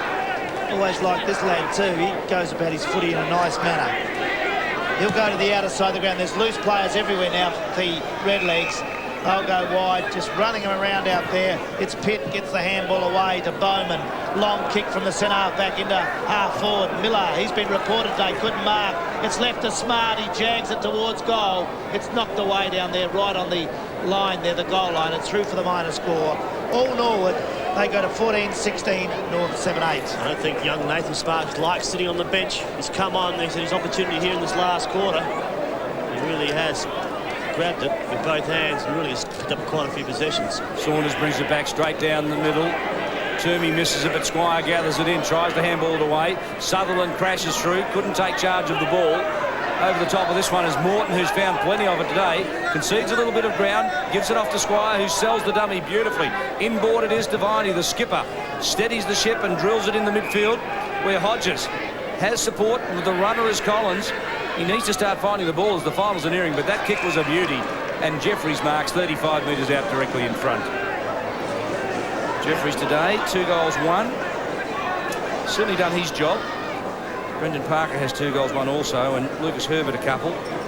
Sanford started at centre-half forward and wasn't able to get amongst the goals, but has spent most of the second half at centre-half back. So perhaps he can't be blamed, but the Jeffries kick is astray. It's wide and through for a point. Mark, we might just give you a chance. We asked you earlier who you thought was the SANFL Coach of the Year. You've had time to think. Who do you reckon? I didn't need time to think, Dave Mackay. Have to go to Phil Carman. His effort so far in moulding that double blue side, when they've been bottom for so many seasons. I think it was around about 4 or 5 seasons that they finished bottom. All of a sudden, he's got them playing 8 seasons, I think it was, and they finished bottom. All of a sudden, he's got them into the 5. A tremendous effort. He's just moulded that side over a couple of seasons, but he is by far the coach for 1997 in the SANFL. Oh, well done. What about Chris McDermott behind there, wouldn't he, too? Done pretty well first year. There's the kick away. Norwood, I like your nails. Hard as nails. Terrific stuff as the kick goes into centre wing. Knocked away. The Norwood players really getting in there hard for the ball. 2 metres can't get it. It's out of play. Throwing on grandstand side right in front of our ABC commentary position. Norwood Oval, always good footy here. Norwood are really going to give their supporters something to yell about this year, I believe. Port not going as well as normal. Be hard in the final. Sturt North, Centrals, it's going to be very interesting. Ball wide to Herbert. He's got a handball wide to Ebel. Ebel can't get it. Does it now. Plenty of loose players in defence. Left to Sanford. He goes onto the right foot for the Roosters. Looking for Snowden. He can't mark. Drops out the back of the pack. Handball away by Wolford. It's good play, but it went to the wrong man. And away go the Redlegs. McCormick, the kick high. Underneath this one, Hodges marks it and will resettle, but it will make very little difference. 9 and 6, Hodges. A disappointing day by his own standards, but he did take a very heavy knock earlier in the match, which unsettled him, and I think that's a great mark. Stephen Pitt, he's been a terrific defender today for Norwood. The stats really haven't mirrored that, but his defensive action has been quite outstanding. This is Bassett. King, the loose ball, feeds it off to Toomey. The runner is Obst. He has given them a new dimension to Norwood in this second half, where he's just exploded from his wing. Pushes it forward. Hollett underneath that one with Eastor. Hollett desperately back. Eastor dives on top, and the umpire is forced to bounce. Where has Obst been playing, David Mackay? We found him. He seemed to be running from a half-back line, just running through that centre line. Whether he's playing on the wing, I know he was lined up on the wing, but he really has attacked so well from the back line today. Norwood by 49 points. That's a big win from here on their home ground. They try to burst it out of there. I agree with you. On the wing, I think they've had that ring of Rosie around the running on the ball too, haven't they? There's the handballing away from defence for the Roosters. What can they do now? As the seconds tick away in this game, we've had 25 minutes in. North Adelaide through Wolford. Pinpoint kick going down towards Jeffries. Couldn't mark it. Comes to the front of the pack. Squires caught with the ball. Parker, good handball, tap away, goes to Snowden, the big lumberer. He handballs back to Parker, onto the right foot. That's not a good kick. It's all pit in there, and Norwood will clear to the grandstand side. Taken there by Fleming, and there's Jarman, one of the better players on the ground today. Caught one. I believe Wolford was reported for striking him, but the ball goes wide. That's a good mark in front. That's a place to be, and it's taken there by King. Damien King into the centre, and he'll find Downsborough. Haven't seen a lot of him again today, Downsborough. Number 1 for the Norwood side. Kicks long, centre half forward. The Flyers are all there. Umpires picked out a free kick, and it'll go the way of North Adelaide and centre half back. The big fella in Rosenberg really has rucked all the game tirelessly all afternoon. Hasn't had a rest yet, but he really has done a good job. As we said before, must be behind their best players. Front of the pack, North Adelaide there with Collins trying to get in there. I've liked the tenacity today of the Norwood players, though. They copped a bit of pressure early. After half-time, though, when the game had to be won, they've really got into it. They've been hard at ground level. Well, I must ask you the question, Gary. How much advantage would you put on Norwood Oval playing at Norwood? Oh, I think it's always I think it's always great here. They've always played well at Norwood over their home ground. But also what I like about Norwood, they go to the bigger grounds and they really know how to use it with people like Jarman and Harvey setting up the play. Dead right, Gary Window, as Snowden goes to the bench. King comes back on for the Roosters. Now this is an interesting one because next week North and Central at Prospect takes on a new dimension, with Central struggling against the Eagles and North going down today. Oh, look at that pass. What a beauty. Christian O'Brien, who's kicked 4 goals too, and the siren sounds. So it's all over here. The only thing that will count is a little bit of percentage to the side that will finish as minor premiers, Norwood. They've been outstanding today. They trailed by 11 points at quarter time. They were 11 points up at half time. They led by 17 points at three-quarter time. And now as Christian O'Brien puts through his 5th goal, 3 in this final quarter, right through the middle. The Redlegs go to 15 goals, 16, 106. Defeating North Adelaide 7 goals, 9-51, and nails. I think the second half, particularly for Norwood, they were just absolutely hard at it, and in the finish out-bustled the Roosters. I just saw a great shot there, David Mackay. We saw Andrew Newton-Jarman and also Chris McDermott, the coach of the Roosters, actually hugged each other as they came off the ground there. A tremendous shot, but you're right, Norwood deserved the win today. They just bashed and crashed. They played tough football, very aggressive at the game, and very, very well deserved. So the quarter time scores 15-16, 106 to 7-9, 51 in favour of the Redlegs.